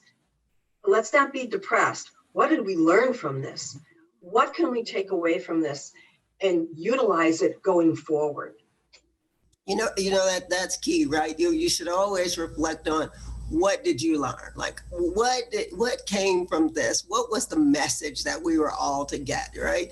And I think that's important. As both Kerry and Nancy were speaking, I was thinking about something my dad always says: it's not what you say, it's how you say it. So if you have to say no, you know, it's just how you put the no on whatever the question is, right? And I wanted to add a little bit to that. You know, empathy is very important and something that I utilized much of. And the tenants, you know, they didn't know what they needed. And in some cases, they were asking for everything. And what I was able to do was maybe offer some suggestions on, you know, well, maybe we can't give you concessions, but, you know, if we get your financials, maybe there's a way we could defer some of this until a later time in the year. Or how about this? We have some other services that we could provide to you. What is taking your time right now? Are you having regular cleaning? Can we send somebody in? Can we manage that service for you? Additionally, like all of the women on this panel, doing the research and finding out what information's out there. Some of our institutes had great information, like managing through a pandemic from IREM or reopening your buildings. We had to create whole new protocols on how we operated the buildings. We did vendor rules and regulations, tenants rules and regulations, and talking through it with the tenants was really important because it made them feel more comfortable of the things that we were doing. That's just, I wanted to add a little more. No, Angela, I like that, because I mean, there is this point at which someone's got to take control, right? Someone's got to at least look like they know what is supposed to be happening now, right? and if you can do that, then you can, you know, get some control over what we've just experienced and create what I would call a new platform for the way in which you're going to manage whatever the issue may be. And I think in this environment, we've had to do that. Jillian, you spoke to us about the ability to repurpose, let's say, a certain space, because you got to be flexible now. Can you speak to us a little bit about how much flexibility had to go into your day-to-day? I mean, it was all flexibility, right, from a day-to-day basis. And I think some of the earlier points that we spoke to certainly ring true. And, you know, you have that empathy, you have that conversation, you're getting their checklist, you're being firm, and you're letting them know what you can assist with, but also letting them know what they don't know, perhaps, or questions to ask themselves. So in the beginnings too, you know, there were a lot of requests for certain things that we knew probably just couldn't happen, or maybe shouldn't happen this early in the game, just not having all the information and being too reactive. And so it was truly speaking with, you know, and I kind of go back to, you know, whether it's the HVAC, whether it's completely redesigning your space configurations, whether it's getting new furniture, do you supply, you know, these items for your employees at home? What are those costs and how do you weigh those out? And also, how do you look at that long term? A lot of what we were seeing too, and I think this is something important to look at, is, you know, where companies are at. There's a lot of subleases, especially in Chicago, that were put on the market right away. And as we were having conversations with some of these specific companies and the owners themselves, is, hey, do you need to get rid of that 90,000 square feet? What are you going to do in the interim, or after, let's say someone does take up and sublease your space tomorrow, right? What is your solution for your employees? Do you perhaps maybe need 40,000 feet of the space, or could see you growing back into that? Is there an opportunity for the owner to kind of utilize some of that space and create more flexible solutions within their building? So I think a big part of it, like I said, is having a lot of the different conversations about some of the specific reactive solutions, and then bringing everyone to the table. Like I said, talking to those ownerships groups, talking to the property managers, talking to whether it's, you know, the HVAC or the technology systems that are in place, and seeing from all those different angles, how do we best put together a solution to move forward and do that, you know, as quickly as possible, but where it makes sense. That makes perfect sense. Perfect sense. Kerry, did you want to add to that? You know what, I think everything everybody said is absolutely spot on, right? That communication, that confidence, I think that confidence piece was really important, that came up. You know, when you give confidence to people, then they have confidence, right? So if we were overreacting, and if we were not, you know, saying it's okay to say you don't know, it's okay to say you don't have the answer, but that you'll get it, or we'll look into it. But speaking to something with, you know, a lack of confidence when you're not sure only leads to additional lack of confidence, right? So we did a lot of the same things. We met with MEPs. We, you know, like we said, leaned on the CDC. You know, we joked at one point, I think they changed the rules 3 times in 1 week at one point, right? So, you know, you had to constantly be on top of that. But that type of transparency, that type of honesty, with the confidence of saying, we're still learning this as well, it's still evolving, but here's where we're at with it, really went a long way. And not just to, again, the tenants, but to the owners, to our own people, because they were having to deal with this all the time, and having leadership who was willing to be part of that conversation and guide them. Well, task forces, because we realized there were so many different directions this could go, and we needed to set people out to go and investigate certain things for us and come back. And so just really being thoughtful, proactive, but cautious, confident, and honest really was all the difference in the world. And I do want to just add, you know, that whole saying no in a positive way. I laughed when that was said, because at one point I had a boss who said it's no with a bow. Right. And that has stuck with me ever since. So, right, you can say, I'm sorry, we can't help you with that, and still make somebody feel good at the end of that conversation. It's the tone, it's the approach, and the thoughtfulness in that conversation that makes all the difference. And it sounds, I totally agree with you. And it sounds like one of the threads also that I'm hearing from each of you is this sense of integrity. Just be honest about where we are. Like, just be, have the ability to help, but also say, I don't know. We're going to figure it out. We're going to get there. You know, I'll go check on it. I mean, those terms are, you know, things that are very important, I think, when we're going through sort of this situation in the world. And we don't know what the next crisis is going to be. We're going to try to, hopefully we can get through COVID in 2021, let's say, and everybody's back to work. But let's look at, I want to turn our focus to another question. And this one has more to do with the unemployment that's spiking. You know, we have a lot of folks that are unemployed right now. And with the active pandemic, the rents across certain segments of our markets are being reduced. I think industrial is sort of the golden goose, and it's, you know, doing what it does best, right? But when you look at, let's say, high-rise residential, you're really seeing the pain. You're really seeing in the residential space that folks don't want to live in the same building. So the owners are getting really creative, right? To tremendous abatements on rent, maybe 2 months free, longer term, those sorts of things. Can each of you share with me sort of your perspective on office and industrial, if it applies to sort of your space, and also just commercial retail, and how that's being affected in terms of rents and how, you know, what sort of concessions are being made?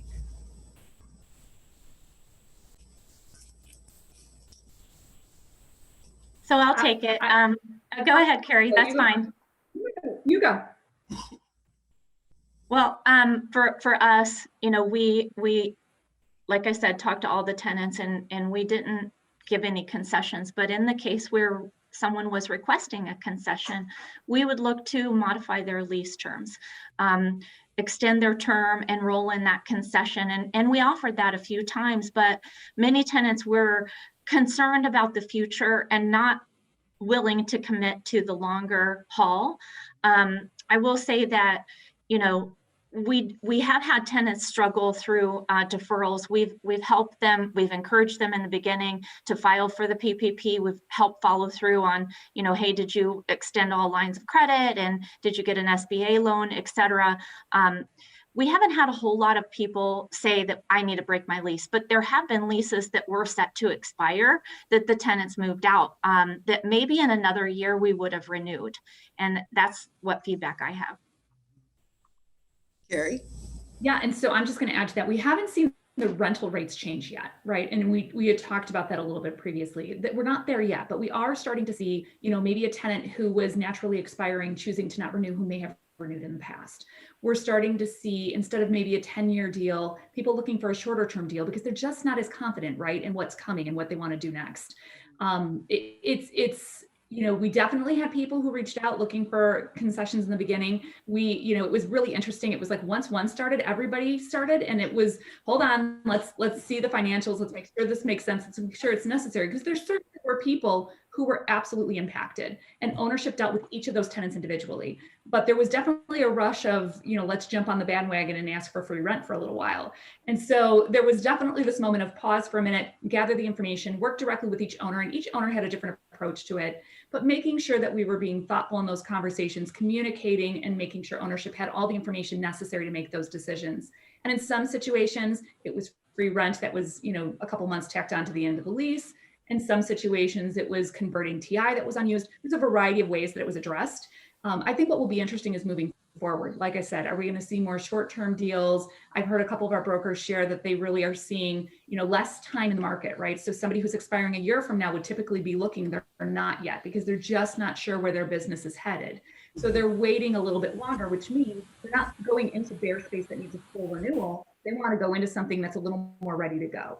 So that's changing our dynamic from the management side of how do we then prep spaces to be a little bit more ready to 6 months down the road for the person who wants something a little more move-in ready versus a little bit of a different space. So that's where I'm seeing a difference at this point. I think that's true. Go ahead, Jillian. Well, I was just going to chime in, Kerry, to your point as well. You know, we're not seeing the tremendous downturn in the rents themselves. We are seeing more, you know, rent abatement or more concessions given, pending where these particular groups are at. And I just want to share one quick story that I find very, you know, inspiring and thoughtful out of this. Is there is a tenant that was in a flexible operator space, and during, you know, the beginning part of this, the flexible operator spaces, they were closing down, right?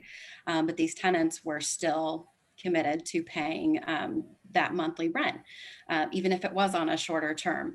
And this particular tenant that I was speaking with, I did just reach out to say, you know, how are things going for you all in your business? What's going on? And one thing that he mentioned, he said, you know, initially we thought about automatically asking for, you know, some additional concessions or to get out of our lease entirely agreement. He goes, but then I started to think about those people that were in the space that, you know, from the operations, client services every single day. If our company does this, and every other company is asking for this, how are we going to pay for those employee salaries to be able to be kept on site? That's part of the experience, right? We love seeing them every day. And that goes additionally for the ownership, right? In the building, the cleaning staff or the front security, you know, that was all part of it. And they said, we didn't need to ask for one. We're in a business that, you know, there is opportunity coming out of this and we were still doing okay. He's like, so we didn't.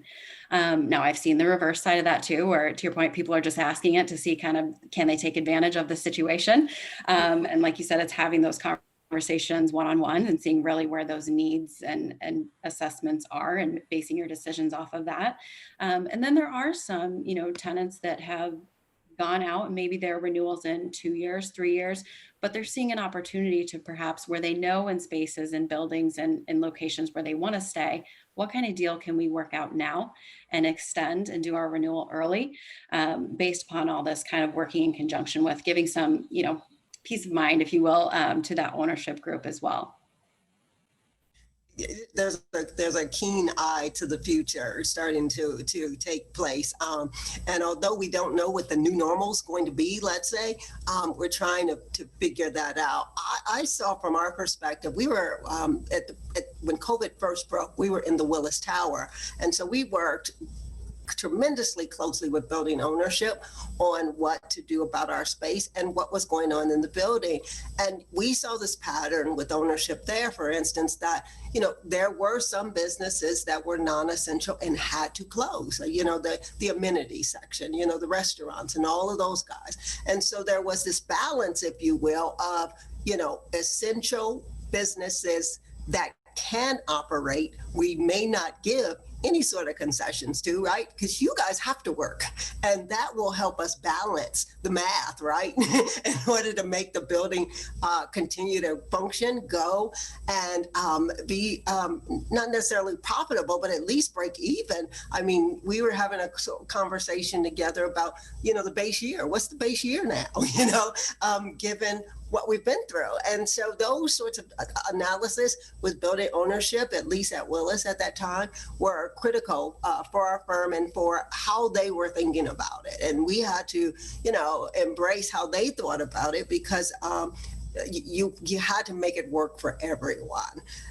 Nance, I'm curious to know, have you seen some of your clients move to new locations during this pandemic? Have you started to see some of them have you guys provide services in a new facility? They were once, let's say, in a huge high rise, and now they've decided that they want to stand alone or that sort of thing. I haven't seen a lot of that yet, although I will tell you that I have heard some of my customers say that they are looking for satellite offices in the suburbs, that they're going to try and figure out a hybrid situation.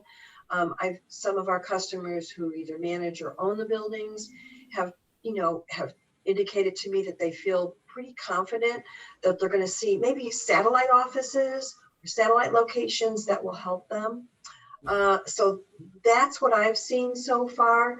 And I guess I just wanted to kind of, because of what I do, I don't really get involved at this juncture with like the rental rates and things like that, although I keep abreast of the market.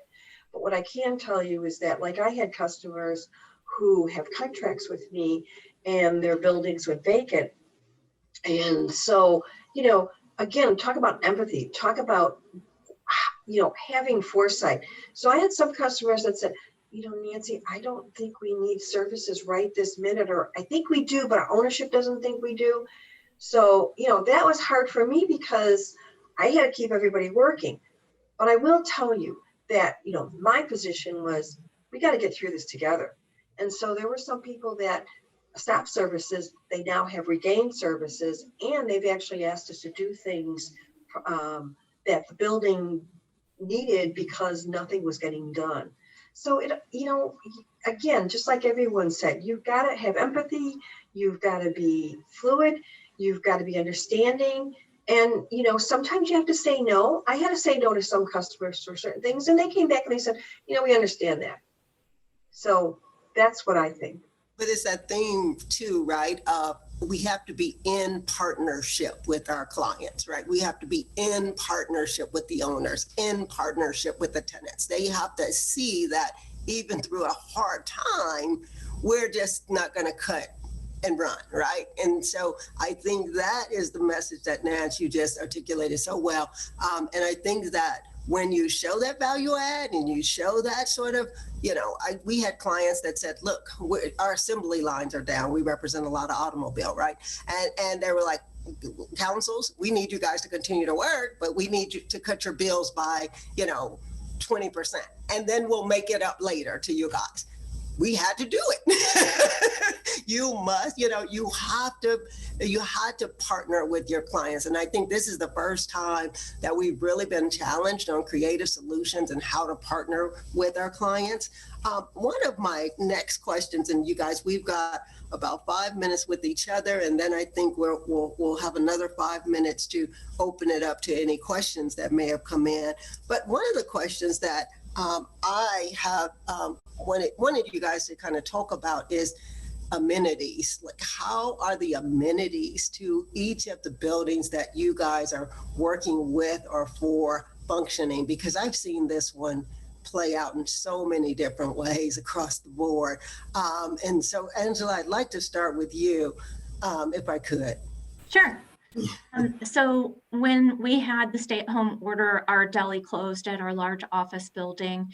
And we have a GSA tenant at our large office building. And we instituted hand wiping stations, hand sanitizing stations, and we said, you know, you are the only physical occupant at the building right now. If you want to continue to use the fitness center, there are PPE products there for you to utilize. Once we reopened the building and the deli came back, again, we expanded all the signage and, you know, 6-foot distancing and specialty hand washing stations at different points within the asset, within the property.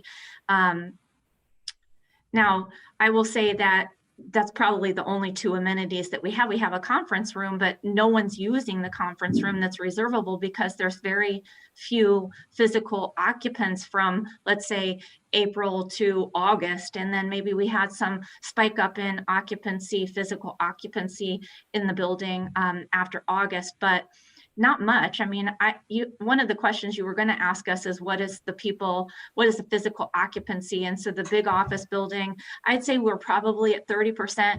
Some of our tenants have told us that they don't know that they're going to come back through this whole year, larger firms. Now, it's a different scenario in office because all of these tenants and their employees can work remotely from home.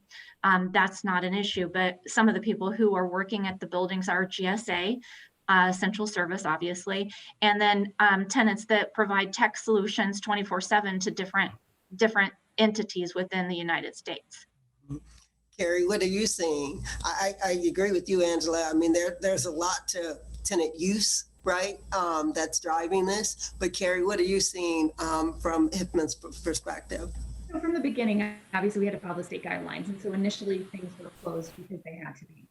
As we were able to reopen, our fitness centers are open at 25% occupancy, which is the current, although hopefully restrictions are being lifted here shortly, but at 25% occupancy. And what we had to do was we had to institute a reservation system. So each building had to do that separately, right? Because previously it was just a come as you need to come situation, but when you're at a reduced occupancy and everything has to be spaced appropriately, we had to close some treadmills, for example, so that there was 6-foot distance between them. So the teams had to go out, measure the distance, put a reservation system in place, communicate that to the tenants so that it was still an amenity for those people that were coming in and not taken away from them. The interesting thing with the conference rooms is similarly right now, at 25%, was at 50%, we need to go back up to 50%. But some of the changes we made there is only one tenant per day. So we used to be able to do half-day reservations. We're not allowing that anymore because that obviously increases the need to go through and sanitize before the next use. So we're limiting it to one tenant per day. And I am finding that that is still being utilized because some tenants don't have larger spaces. So if they need to meet with 10 people and in order to meet the requirement of having 25% occupancy, they need a larger space to do that in. So they are reaching out and looking for that space for that need. Cafes, it's a little bit different, right? Each building, each cafe owner individually, most are closed. Occupancy, I would say in most of our suburban office properties are 10 to 20%. So that's just not enough to sustain the use of the cafe, but they are available for delivery. They have reached out to their tenants to let them know that. Obviously, there are a lot of food delivery services available now. So it's one of those things that we're looking forward to getting back fully, but that's really going to be based on occupancy and when it's profitable enough for the cafes to open up again. Jillian, were you going to say something? I was just going to chime in, you know, throughout the conversations, one kind of repeating pattern that I have heard or kind of coined is, you know, it's that whole what comes first, chicken or the egg. Is we're talking to a lot of these ownership groups too that are saying, okay, well, we'll reopen certain amenities, you know, per governmental regulations when occupancy is at X%. But then in talking with the tenants as well, the tenants may be saying, well, we'll come back when we can also utilize the fitness centers and the restaurants and cafes are open or the conference rooms are able to be booked.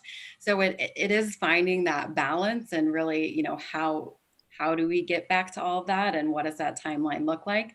And then to your point on the conference rooms, that's one thing that we're certainly seeing being utilized as companies are preparing their return to office plans and based upon what their space already looks like, you know, I may have the capabilities to come in Monday, Wednesday, Friday to my office space, but I need a one-on-one conference room to host a meeting because I have, you know, kids, dogs, significant others, what have you, within my home and a space to go do that. So I also need the capabilities to do that. So I do think that that's something, and, you know, kind of the reservation systems that you set up and what have you, I think is going to continue to get utilized quite frequently, especially as we return to office. I agree. This whole idea that we've got to check in, check out, you know, make sure that things are reserved. And I think the use of the large conference room is a great example because the large conference room allows you to social distance at the same time. The conference rooms, for instance, like in my firm, are so small that you can't social distance to the extent that you would for a meeting of 10, let's say, naturally. And so I think that the use of the conference room is going to be a huge player, and whether or not we're going to see flexible space turn into large conference rooms will also be where companies have to just, you know, go to another location to have that space as we return, and not necessarily move, but reserve space if they have to have a big meeting at another location. We'll see, I think, properties turn into or convert into some interesting uses as we go along.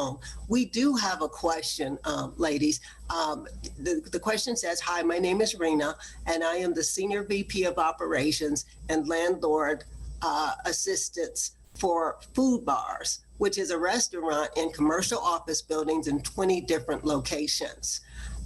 Our property managers have been very flexible and cooperative with us by purchasing 24/7 grab and go POS systems for a few locations. Here's the question. There are also locations that are subsidized with only 20 to 250 people. Our CEO has renegotiated 3 times for 20 locations during this time. To the panel, how have your challenges been with the amenities? And I think we kind of walked through sort of what the amenities look like, but when do we envision those amenities coming on? I think that's the real question. Are we forecasting it at all in the real estate industry yet? Or do we have any sort of sense, or do we think that this new administration will provide us with some guidelines, you know, in the next few months, let's say? I think, you know, I share amenities are open, right, with the exception of the cafes. So that was important for us, and that's something that we've continued to do. We're following state guidelines. The state allows for certain things to be open, so we're doing that. I think as the numbers drop and the restrictions continue to change and we can increase occupancy and use, we'll continue to do that. Cafes, it's a different situation, right? Because each individual agreement is specific. Some have subsidies, some don't, some pay rent, some don't. And I think trying to work through that with the individual cafe operator is important. It's really a partnership, right? It really has to make sense for them as well as for us, because you don't want to bring them back in and not, again, have it be profitable enough to make sense for them or the subsidy to be too high. So I think the cafes, it's just like Jillian said, it's the egg and the chicken, right? How's that going to work? It's really going to, I think that particular answer is really going to be based on occupancy and when each individual cafe owner feels comfortable restaffing their locations. Yeah. And I think that's right. And I think that we're going to see owners be more flexible with the cafes than any other sort of user in the building, right? Because they understand the importance of how, you know, the use of that tenant. I think office. I think for the office users. We'll definitely see some growth and some occupancy increases over the next few months. I think as the administration takes over, we'll see what they lay out. And again, we've got to each of us follow what the state guidelines are, what the CDC is saying. And right now is a right time for us as I would call all service providers to pay attention to what is going on in the industry. I want to thank each of you, Nancy, Angela, Jillian, and Kerry, for this morning. This has been a great conversation, even for me. I've learned some things from you guys, and I think that's always key.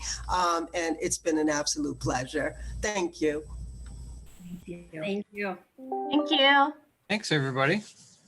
Thank Right on you so time. How much. did you do that? Did you set a stopwatch?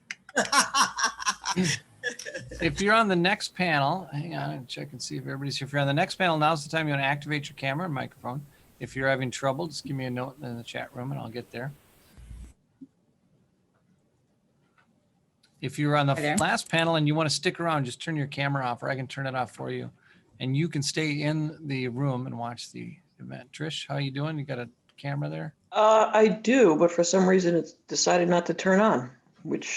So on the lower right or the bottom of your screen? Yeah, I see that. Stop video. Yeah, see the little carrot there by video? I have it open, but for some reason, let me just play with my camera. Sometimes Yeah, you want to see if you choose a different camera source or play with your camera. While you're doing that, I'll put up the screen share here and show you this panel, who we've got coming up. Jessica's our moderator, and here's their agenda. Jessica, are you ready to go? I am. Okay, Thank I'm going to you. turn it over and let you run it. If you need anything, just holler. Okay. Hi there. My name is Jessica Lingertat. I'm a managing partner at Gould & Ratner, where I'm a member of the real estate practice group. For those of you who might not be familiar, Gould & Ratner is an independent mid-size law firm in Chicago, which provides a full range of legal services and includes a broad-based real estate practice made up of about 12 lawyers. Before we get started, I want to thank everybody for joining today and sticking it out to the bitter end, so to speak, to hear our part of the panel. Due perhaps to my advancing age and years in the industry, I have the privilege today of serving as the moderator of the discussion for the established leaders group. And I'm happy to have such a successful and experienced group of women to talk to join me this morning. Before we begin, I thought we'd take a quick minute for each member of our panel to say a little bit about themselves, introduce themselves. Since you can't just go down the line on the chairs like we would if we were live, why don't we start with Trish? I'm not sure if your camera's working, if you can see everyone. No, I can see everyone. Oh, okay. And, right now, you're going to have the staged picture until I figure it out. But no problem. Thanks for inviting me to be on the panel. I run what's considered the corporate bank at TCF, which is a $50 billion Midwestern-based organization. And it is a group that's steeped in real estate as well as structured finance. So I have built my career primarily in real estate, but I have also done a lot of commercial lending. And so our clients are both local, regional, and institutional. And so the perspective I hope to bring to the panel, in addition to some of the questions we have already and topics, is just what's going on in the real estate market from a perspective of seeing all asset classes and multiple sized borrowers. Okay, Alyssa, you want to go next? Hi, thanks, Jessica. I am Alyssa Adler. I am a investment sales broker with Colliers International. I specialize in office sales. And my background is a little bit varied. I started my career at very large publicly traded REITs and insurance companies. And then I took a much more entrepreneurial approach and started my own company back in 2005. I have been in the entrepreneurial side of the business ever since. And then in last year, the end of 2019, our company, which was Podolsky Circle, folded itself into Colliers International. And so my roles have changed over time. I have, in the beginning of my career, I was in asset management. Then I ran acquisitions and dispositions at Duke and Equity Office. And now at Colliers, I'm an investment broker. So I'm hoping to bring to the panel a lot of different perspectives of anything from being a team player to being, the managing principal of a company. And hopefully you can add some insights on that. All right. And Kathy? Yes, good morning. It is a pleasure to be here with my very distinguished panel. My name is Kathy Arnold. I am a partner at Taft Stettinius and Hollister. I concentrate in commercial real estate. I started at the law firm of Shefsky and Freilich here in Chicago in the late 80s. And we merged into Taft 5 years ago. And I currently serve as chair of the condominium and the real estate practice groups here at Taft. And I also sit on the executive committee. And it's been interesting. Shefsky and Freilich was a mid-sized law firm here in Chicago, and Taft is now becoming one of the largest mid-sized firms, and we're up over 600 lawyers. So it's been an interesting change in perspective, but I'm pleased to be here today and participating. Yeah, thanks. So in preparing for today's discussion, the four of us gave some thought to what we thought the audience would be most interested in hearing from our panel. Obviously, we've all been facing special challenges in the last year, and although the topic does already get a lot of airtime, it seemed impossible to avoid talking about the impact of remote working on our lives and our businesses. Given that we all work in the real estate industry, which has suffered some of the biggest business impacts from the pandemic, we're not only affected by the challenges of the remote workplace and issues of isolation or any myriad of logistical inconveniences, but also by the uncertainty of, not knowing how robust the real estate market is going to be in the coming years. Although everyone across gender, age, industry, you name the demographic, is impacted by the shifts in the workplace, we do see a lot of statistics and media traffic lately indicating that women and parents in particular have been hit especially hard by the workplace, the changes in the workplace. I can attest that as the parent of two teenagers sharing space in a house in the city with a husband and a dog and a cat and a lizard, it can be tricky to keep everything moving smoothly, both at work and at home. From the thoughts we shared with each other earlier in the week, it was clear that as industry leaders, we'd all given a lot of thought to these challenges, and primarily, what can we do to help our teams and our young professionals continue to thrive in the industry, notwithstanding the unusual circumstances we've got right now. Much of those discussions revolved around themes of relationship building, challenges to collaboration and business development during remote work, industry trends and impacts just on the day-to-day ways that we conduct business. And we also touched kind of on, I guess referencing back to the initial agenda, issues of inclusion. How do we bring our authentic selves into all of those different areas to be most effective in kind of solving these challenges? So to start, we're going to talk a little bit about the realities of the remote workplace and how we're all managing our flexible work arrangements.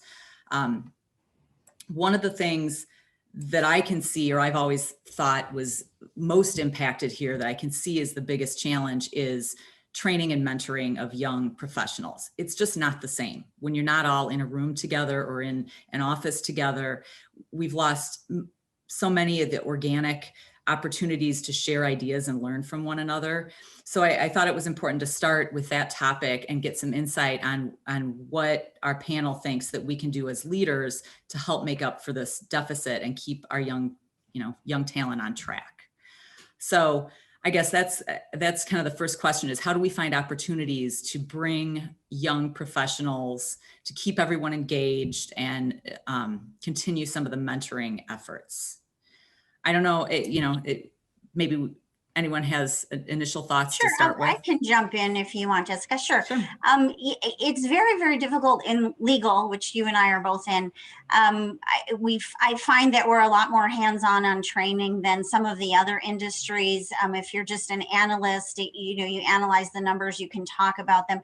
But there's something a little more fluid in our industry about teaching people how to react to not only clients and the other side and transaction documents that you get from kind of sitting together and going through a document, and there's free flow of thought and tangential ideas that come out of your analysis, and you learn and you grow. And I continually grow from my interactions with the younger people too. So it's not just downhill. The one thing that has helped for me personally tremendously is we have, the instant messaging. And so members of my group and my team and that I'm working with, we do all kinds of instant messaging while we're working on documents. We can share a screen. They can look at our markup. I personally am not as good at this as other people in my group, but we're able to kind of go through a document as if we were sitting together. I do try to encourage our younger people to come in every now and then. I'm in the office. It's just what I'm comfortable with, but everybody has to do what they're comfortable with. This is something that none of us have ever experienced, and everybody's situation is completely different between daycare, parent care, spouses who work, lost daycare, lost nannies. I mean, it's next to impossible to know who's going to have a positive COVID test from day to day. So to me, it's open communication that's the key. And I encourage the younger people to speak up, to reach out, to keep people informed. If you're going through something, don't suffer. Everybody is so lovely, I think, in my group, and everybody wants to help and support each other. So I think it's, open communication, support, and let's all get through this together. And the remote is great for certain things and it's not great for other things, but we just have to weather this and hopefully find a happy medium once all the vaccines roll out and everything. But so yeah, I would just add, I agree with everything Catherine said. We also have a young workforce that we train on a daily basis. We chatted collectively how being remote is more difficult. You're having a phone call with a client, you'd wave somebody in, and they would participate and learn from that. So that spontaneity, even though we have instant messaging as well, is maybe not as fluid as you'd like to be in person. But basically, it's being extra communicative. It's as Catherine said, having people, encouraging people to speak up if they have something on their mind. It's also about being deliberate in outreach. So we have spent time directly speaking to every employee and asking them about their personal balance of life. Is it okay? What do you need? And through those direct conversations, we found that our younger people really missed being in the office, to the extent that, their living arrangements are usually smaller, places, and, their social life was also involved in work. And so, we created something flexible. You have to pivot. You have to be able to meet the needs of your employees. And so we created the ability to go in twice a week, socially distanced, but it makes them feel a part of something other than, you know, a Zoom call or a Teams call. And so I just think that people actively communicating to get to the heart and soul of what someone may need in these times has paid dividends. I agree with everything you guys are saying. And I would add just one more thing is that I think it's on us as the more senior people in the group to make the effort to reach out to the younger people, because in our office, we all sat very close to each other. So if a client called or something was happening and a negotiation was going on, I could just wave at my analyst and say, come in my office, and he would hear that interaction and that conversation. Or even if he was just sitting outside my office, he could hear me on the phone. And I think now, you know, I have to make a more conscious effort to add him to a conference call or make sure he's part of a discussion or a meeting or something that we're doing, which before just kind of happened organically. And now we have to really think about it so that they don't miss out on those training opportunities and they don't feel left out or that they're missing on growth opportunities. And, you know,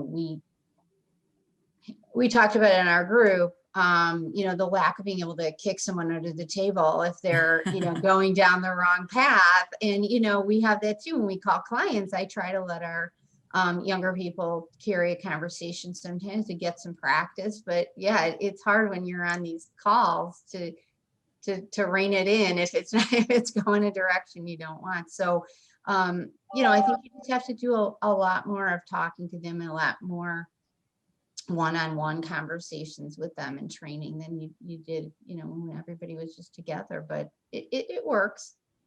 Yeah, I think so. It's been interesting. I mean, I'm curious to hear, I guess, what you're seeing in terms of people's participation. Because I know in my office, our department chair, Lindsay Cohen, has done a great job in, you know, reaching out, and she's instituted blogs. She has encouraged, you know, she's including attorneys at all level and, you know, administrative assistants and other, you know, professional staff to participate and to include their own thoughts and, you know, receive the blog, speak to the blog, made a lot of efforts to reach out, trying to make, you know, I guess, replace as best we can some of the hallway chatter and the meet in the cafe. You know, we can't sit around on Fridays at 5 and have a beer together in the kitchen. You know, can we share some stories and maintain that personal connection? And, you know, that's happening, but also you said, the organic, you know, down the hall, come and join me, we'll try to call this guy and hash this out, is a little bit more cumbersome logistically to make happen. Are you seeing, you know, are you doing a lot of video calls? I know there's mixed feedback. Some people find that to be just a toll and exhausting to be on video calls all day, but it is a more personal level. I mean, are you trying to require that? Are you being flexible and trying to let your staff and your teams guide what they're comfortable with? Or are you kind of trying to force the hand to keep it going? Yeah, so we use the Microsoft product Teams throughout the company. So by default, it's expected that the communication goes through Teams, which is, you know, a video conversation. Although obviously my camera's not working right now. And then you will find if the group is a larger group, because every meeting has a different purpose, right? Some meetings are report outs, some meetings are presentation meetings. And so people can choose to go on camera or off camera. But when we're having a team meeting that's really meant to be reflective of the hearts and souls of the people in the business, we keep cameras on. The leadership team in particular keeps cameras on so that we can really, as best we can, interact with all of our employees. And when there's a presentation to be made, you know, we're just like we are now. There's someone overriding that puts up, you know, in this case, my picture, the materials that you need to review, and then you know, we can. It's individual choice then to be on camera or not. What have you all been doing to connect with clients and customers right now? Because I found that to be even more of a challenge. Your own internal to your own company, you can institute policies like that. Like, we're going to all use Teams. We're going to have cameras on to the greatest extent possible. you know, clients, sometimes some of my clients want to do that. Some of them want no part of a video call. Most You of know, how our are you trying, what are you doing to connect? Most of our clients welcome a video because we know them personally. So it's I would say 90% prefer video. Corporately, we have a backdrop, so which looks like an office branded with our name. It's better than my living room, so to speak, so that there's a professional view to the client. And we choose different backgrounds, but it's all themed, right? And you know, we give really the customer the choice. Do you want to do, you know, a phone call, or do you want to do Zoom or Teams? But 90% of them choose visual.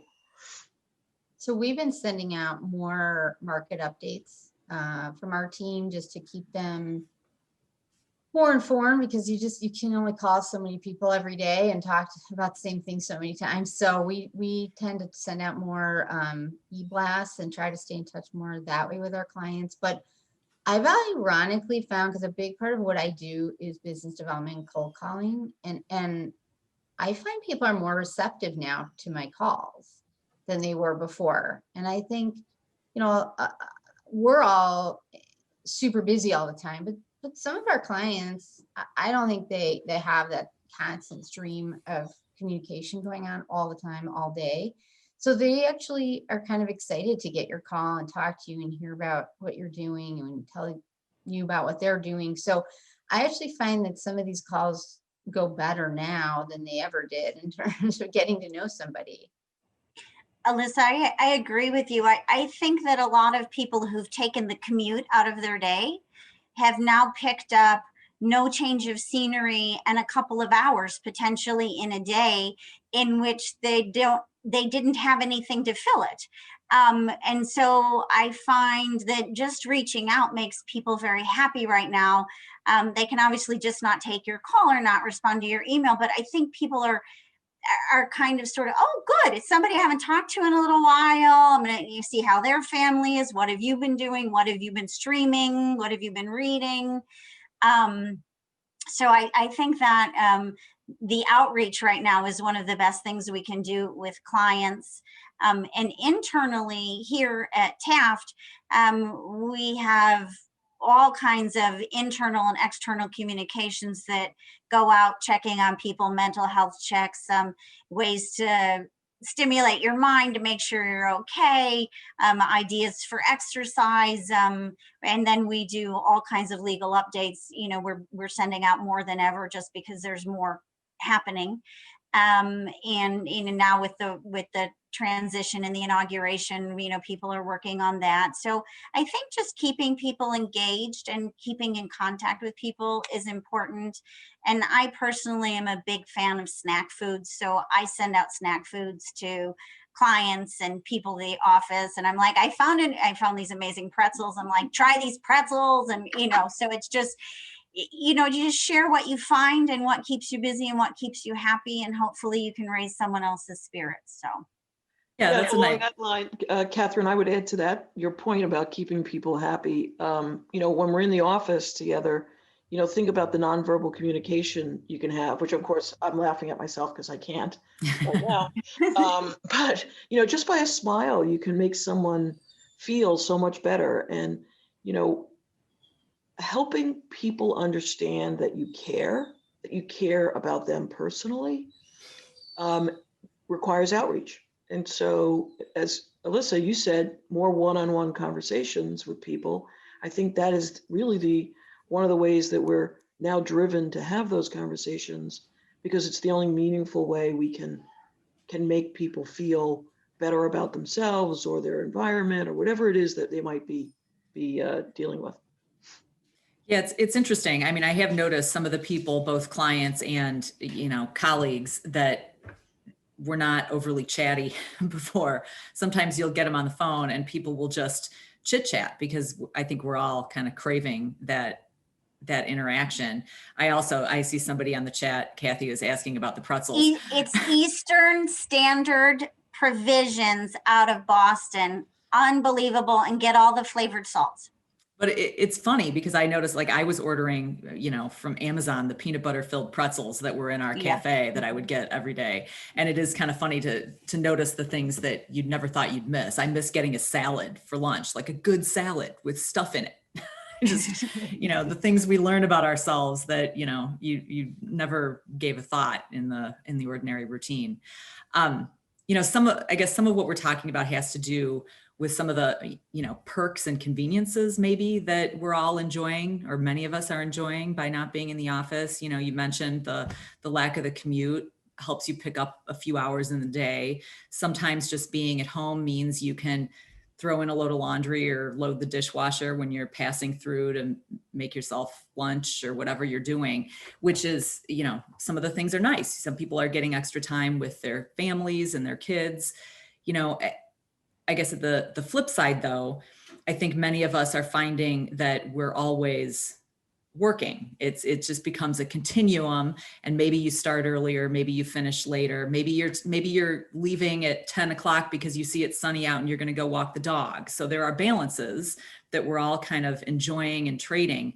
Do you think we're, in some cases, horse trading, you know, flexibility for boundaries between our work and personal lives? And how are you encouraging your teams and your staff to not get too caught up and get burnt out that way? Well, I'll jump in. Personally, I think this has a lot of meaning based upon where people are in their life-work balance, meaning children, age of children, needs of pets, single or with a partner, or whatever your life environment may be, right? Determines how people view this extended time at home. Personally, it's been wonderful for me, both personally and professionally. I used to be on a plane 3 times a week, and the need to really go out and see everyone, because we have so many offices in the Midwest, and to see clients. So that added time has been really very beneficial. And on a personal note, you know, we have 3 young adult children that are now home with us, 2 out of college and 1 in college, but watching their friendship grow in a way that didn't exist before, you know, because they were in junior high and high school, is really a wonderful thing to watch. Every once in a while, they let us in on their fun. So that's good. And then, you know, I used to never be able to grow anything. You give me a house plant, I killed it, you know, and this summer or spring, I decided to learn something new, and I planted a garden and a vegetable garden. And you know, we had the benefits of fresh vegetables, you know, all summer. So it's very individual, I think, how you look at this. We're going to change back into going back into a work environment, and we're going to take some of this with us. This isn't all of a sudden, you know, not going to go away. And I think some of the things we talked about is travel forever changed. Business travel probably is forever changed. So you know, I'm probably going a little bit off my tangent, but I have watched all of our employees manage it differently, and we've tried to adapt to their needs instead of a corporate one-size-fits-all approach. Trish, go ahead. Oh, I'm sorry. Trish, to kind of come off of what you're saying there, I think my silver lining in this is I come into the office because I personally like the demarcation in my day. If I don't force that, I'm going home now, I can work 12, 14, 16 hours easily. And so for me, it's nice to have that break and just be done, you know, with work until I actively decide to work some more at home. But the lack of commute, because there's nobody on the roads, has been unbelievable. And I will miss this, you know, but it's okay, because I would like for everybody to get back to a little bit more normal schedule. I totally agree on the travel. I don't think we're ever going to go back to the level that we used to see. You know, transferring between offices, just getting on a plane to meet a client. I think in the bigger cities, you'll see more business travel bouncing back because people kind of wrap that in a little bit personal, professional. And so it's like, well, I got to go meet a client in New York and I'm going to grab a show and dinner. But I think in the smaller towns, you might not be in as big a hurry to go visit a client. Maybe you'll convince them to come to a larger market or something like that. But I think we are forever altered now. I think it's a little bit of a throwback to a simpler time. Like you know, having dinner with your family and, you know, talking to your family at home. And I think there's some bonds socially, like at our homes, you know, we have more time to make dinner now. I used to get home at 7:30 at night and, you know, you make something very quickly. So I think there's some things that have been nice that have come out of this and maybe have reset people a little bit to be a little bit more empathetic and kind to each other and learn more about each other. And I think that's good with families that's happening. I personally can't wait to get back into the office, like you said, Catherine, and have that separation. I am going out of my mind sitting in a room all day long in front of a computer. This is so not who I am. So I think that it depends a lot on who you are and whether you were, you know, somebody that wanted this and enjoyed this, or if it's, you know, somebody who says, you know, I miss being social and I can't wait to get back. So I think we are trading a little bit with work and personal, and I think it's impacted everybody a lot differently. And there's no one right answer for anybody or any company. You know, to add to your point, Alyssa, it's a personality impact, meaning if you're an extrovert, this is driving anyone absolutely crazy because you can't do what an extrovert likes to do, you know? And so, and the other thing, back to sort of how we use the technology, I wish we actively asked people to take more audio calls because then they could go for a walk while they're communicating with their colleague. You know, they don't have to always be in the room in front of the screen.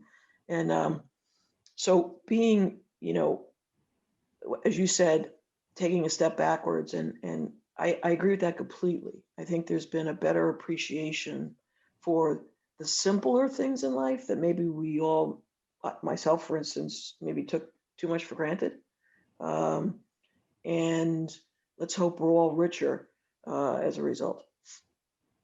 So do you think we've kind of naturally transitioning into our next topic, which was just kind of considering a little bit the market impacts and how the office and work life might be changed permanently, and how, you know, our dealings with our clients might be changed permanently. We talked a little bit about the travel aspect, and I tend to agree that travel, at least for a good long time, certainly won't be the same. I think there will be some business travel. I think where people used to take teams of people, it might just be one. I think your instincts are probably spot on that people are going to be more likely to jump in to go somewhere with a bigger market or somewhere where they can see more than one client than to do a quick trip to Cleveland to meet with one person for lunch. I mean, that kind of thing probably is going to be happening a little bit less, both because of maybe of what we've learned about how we can still connect remotely better with our clients and teams and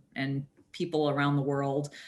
Maybe some just because we now value and have been spoiled a little bit by not having to have that time out of our family lives or the rest of our work lives. What do you think the impact is going to be on how we're dealing with clients? And when, you know, do you think when do you think we're going to see more client meetings happening?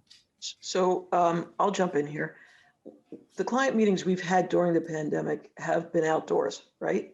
So it's not as if we didn't do any, and you know, I happen to play golf, so that was easy to invite people to play golf, right? So some of that got done more socially than a typical business meeting. But one thing, I think we're all very adaptive, right? So we're going to figure out what our customers need and what they prefer. And maybe instead of, you're making a big pitch to someone, instead of 3 or 4 people going to make a pitch on a major client, 2 go and 2 are on the screen in the conference room. Like the product partner may be on the screen in the conference room, and the relationship manager may be in the room.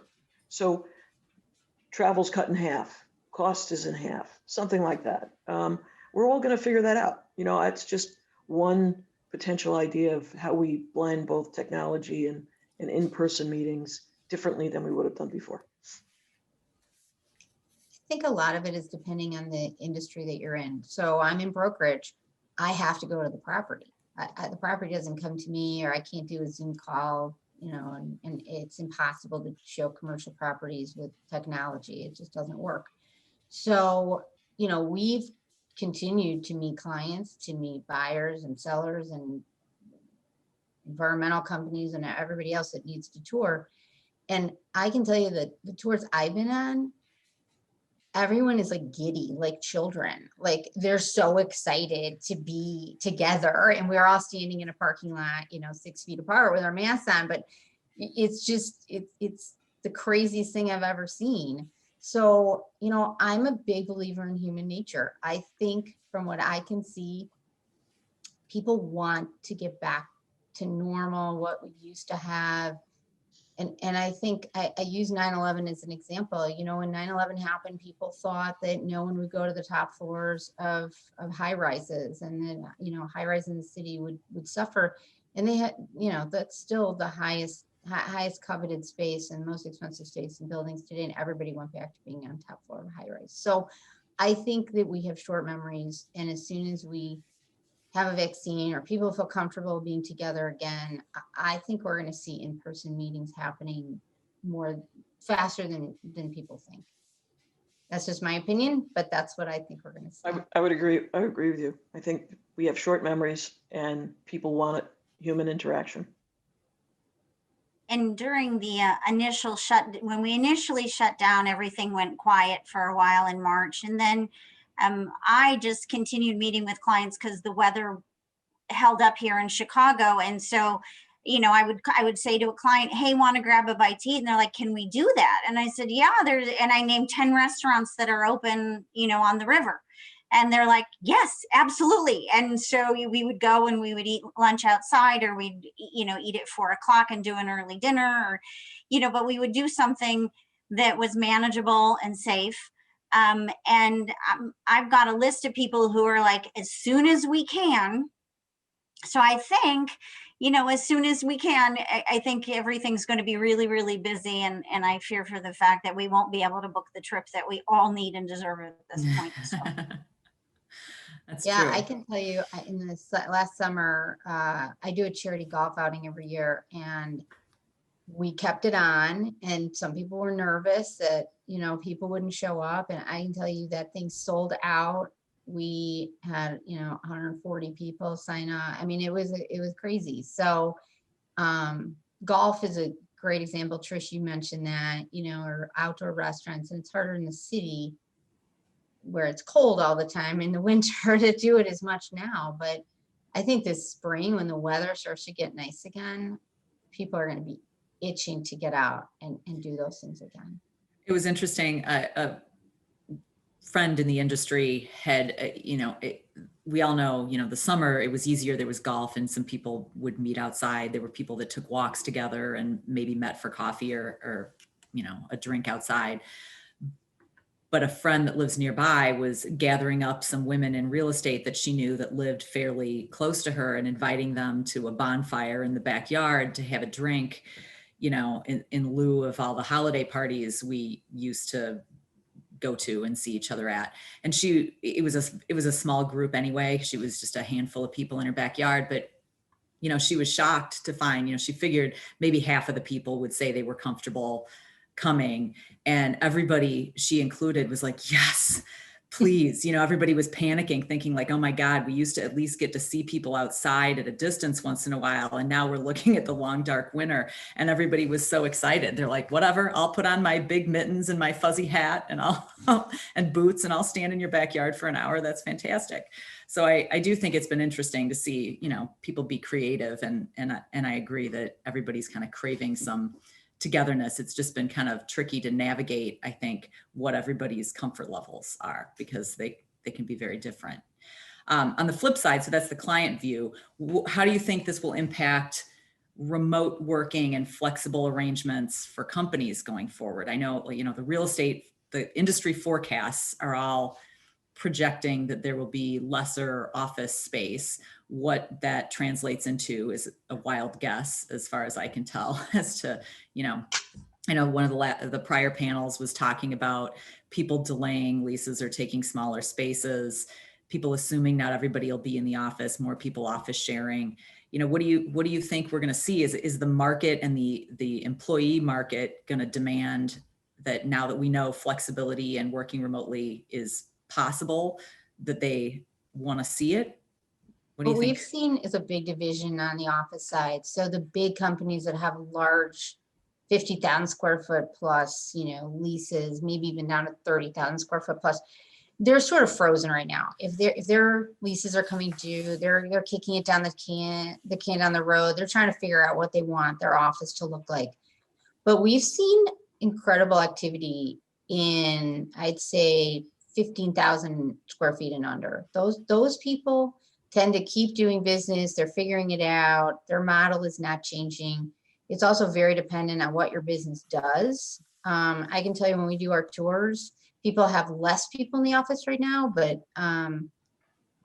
people are figuring out how to get people back in the offices and how their culture is going to look. And I think you'll start to see a shift to more out exterior privates again, maybe higher cubicle walls, some things where people are spaced out more. We got to a point where everybody had this collaborative space, and we were trying to jam everybody together in open workspaces, which personally, I don't know that they worked that well to begin with. So I think we're going to see the pendulum swing back to what it was a long time ago, where you don't necessarily take less office space, but you use your office space differently, and you're not jam packing everybody in.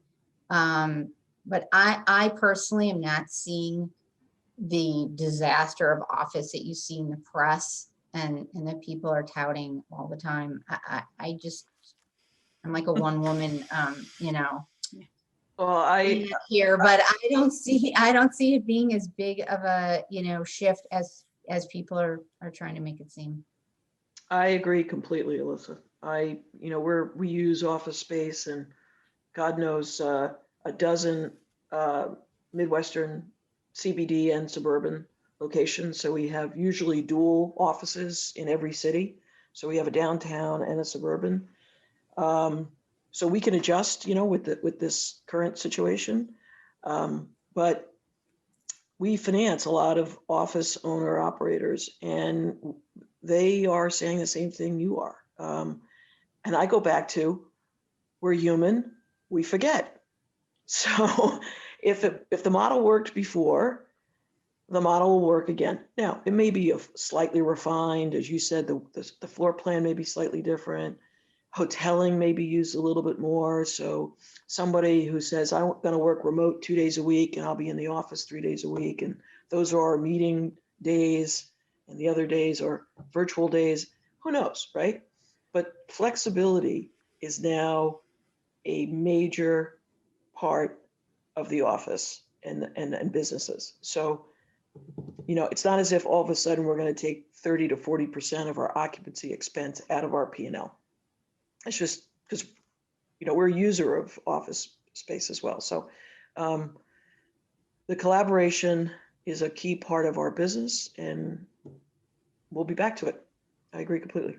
Well, so is culture. I think we underestimate what we're losing in corporate culture and who we are and why people join the companies they join. If we're all just individuals working out there, there is no culture. So I don't believe that the productivity is as high. I mean, maybe if you're a big tech firm, you know, you probably had your headphones on, and you were working on a computer every day anyway.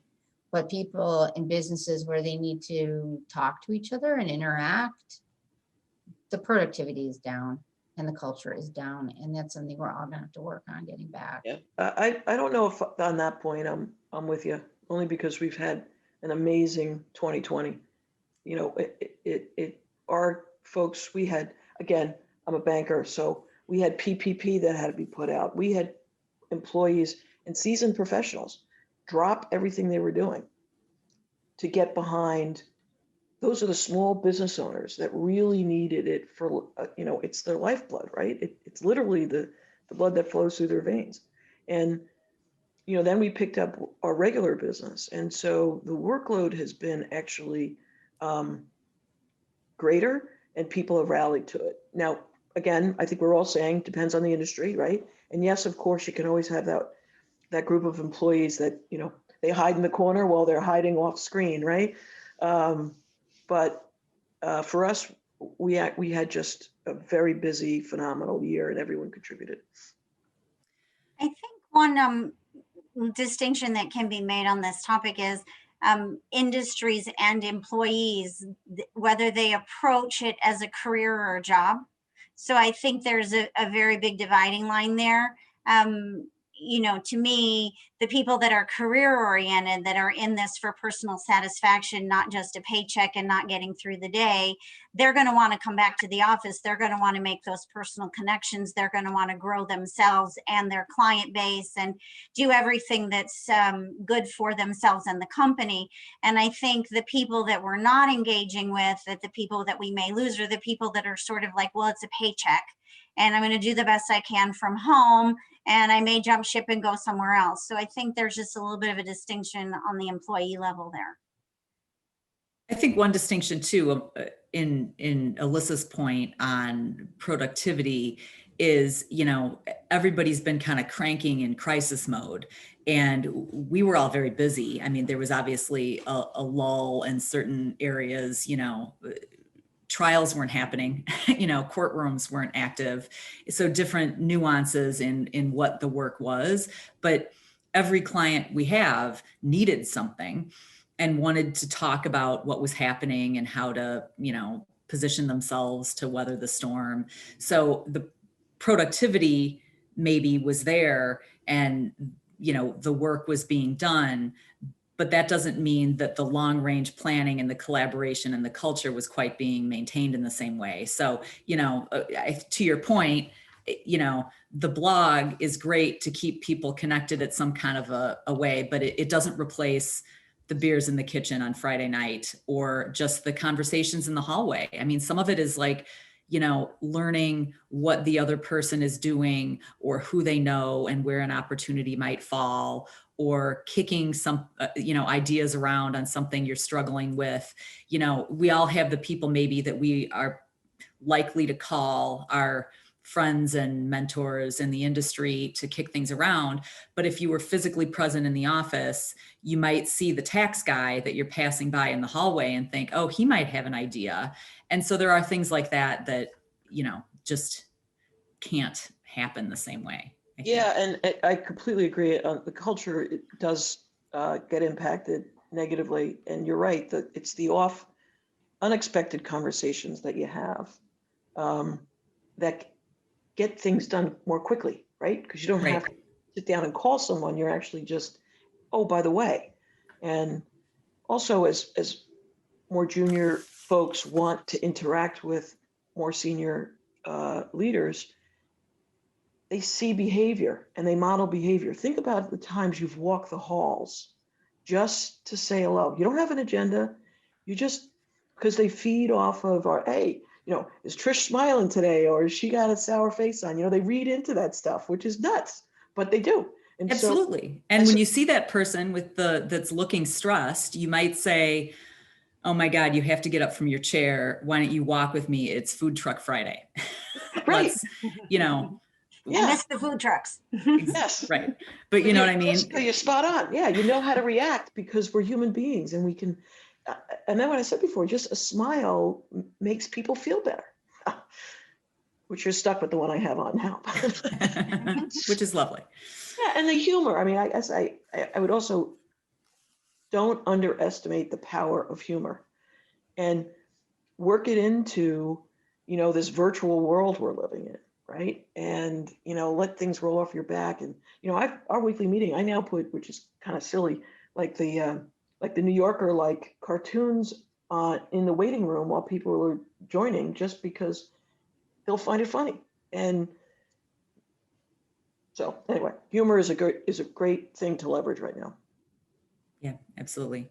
One of the things I think we've seen is a little bit kind of in our efforts to stay connected and, maintain some of that culture, as people have been trying to learn and share a little bit about each other's lives, and just kind of as de facto, you're in each other's living rooms in many cases on calls, you're hearing each other's dogs bark or tails appear in your screens. Some of that is kind of nice, because some people who are maybe a little bit more private or serious at work, you are able to see a little window into their personal selves that you might not otherwise have gotten. I mean, do you think that that's helpful in, like, take inclusion as a topic? We talked a little bit about how maybe perceptions of personality, especially in women, are perceived in different ways. Do you think that the peek into people's personal lives is making it easier to connect? Is it making it easier to communicate with people, or is it more of a challenge? I don't think that with Zoom and everything else, and I'm glad we have the technology, I don't think anything about that makes it easier to get to know anybody. It does give you some clues if you wanted to make personal inquiries or they were willing to share. When you have an accidental spouse walk through a call and then everybody's like, oh, was that your husband? Or, was that your wife? Or, so I think you can make small connections that way, but I don't think that this technology in and of itself helps anyone be any closer. I think it just helps us stay connected.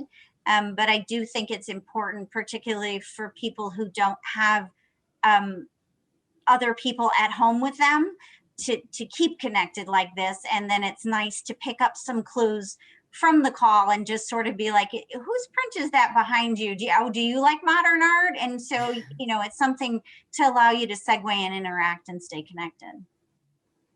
Yeah, I would agree, Catherine. I think there's an element of authenticity that has to be maintained, throughout this 2-dimension instead of a 3-dimensional world.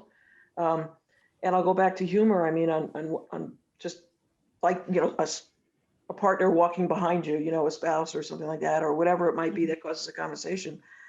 I had one of my weekly calls, and our son, is holding up a sign in front of me that he was going to order breakfast, and he wanted to know if I wanted anything. And so, we made a joke out of it, and everybody then in the chat was saying, I need an older son, or I need a breakfast sandwich, or whatever it was. And so you can use some of it as just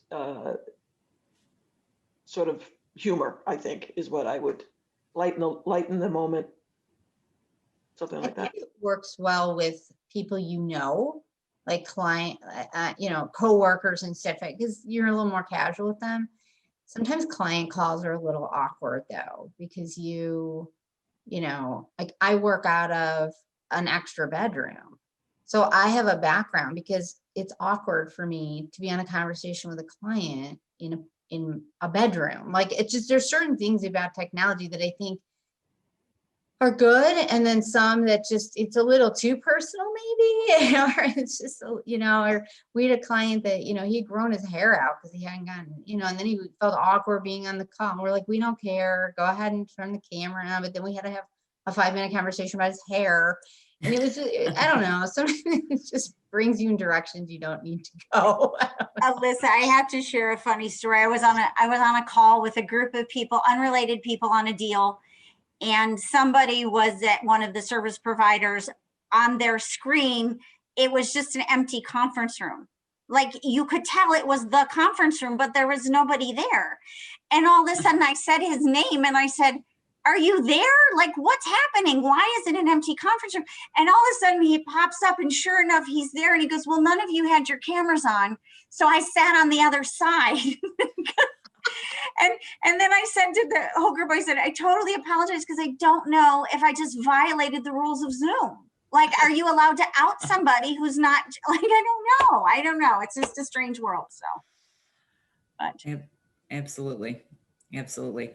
I guess since we're getting close to the end, one thing we haven't talked about is, I guess, the element of personality, and you had mentioned bringing your authentic self, Trish.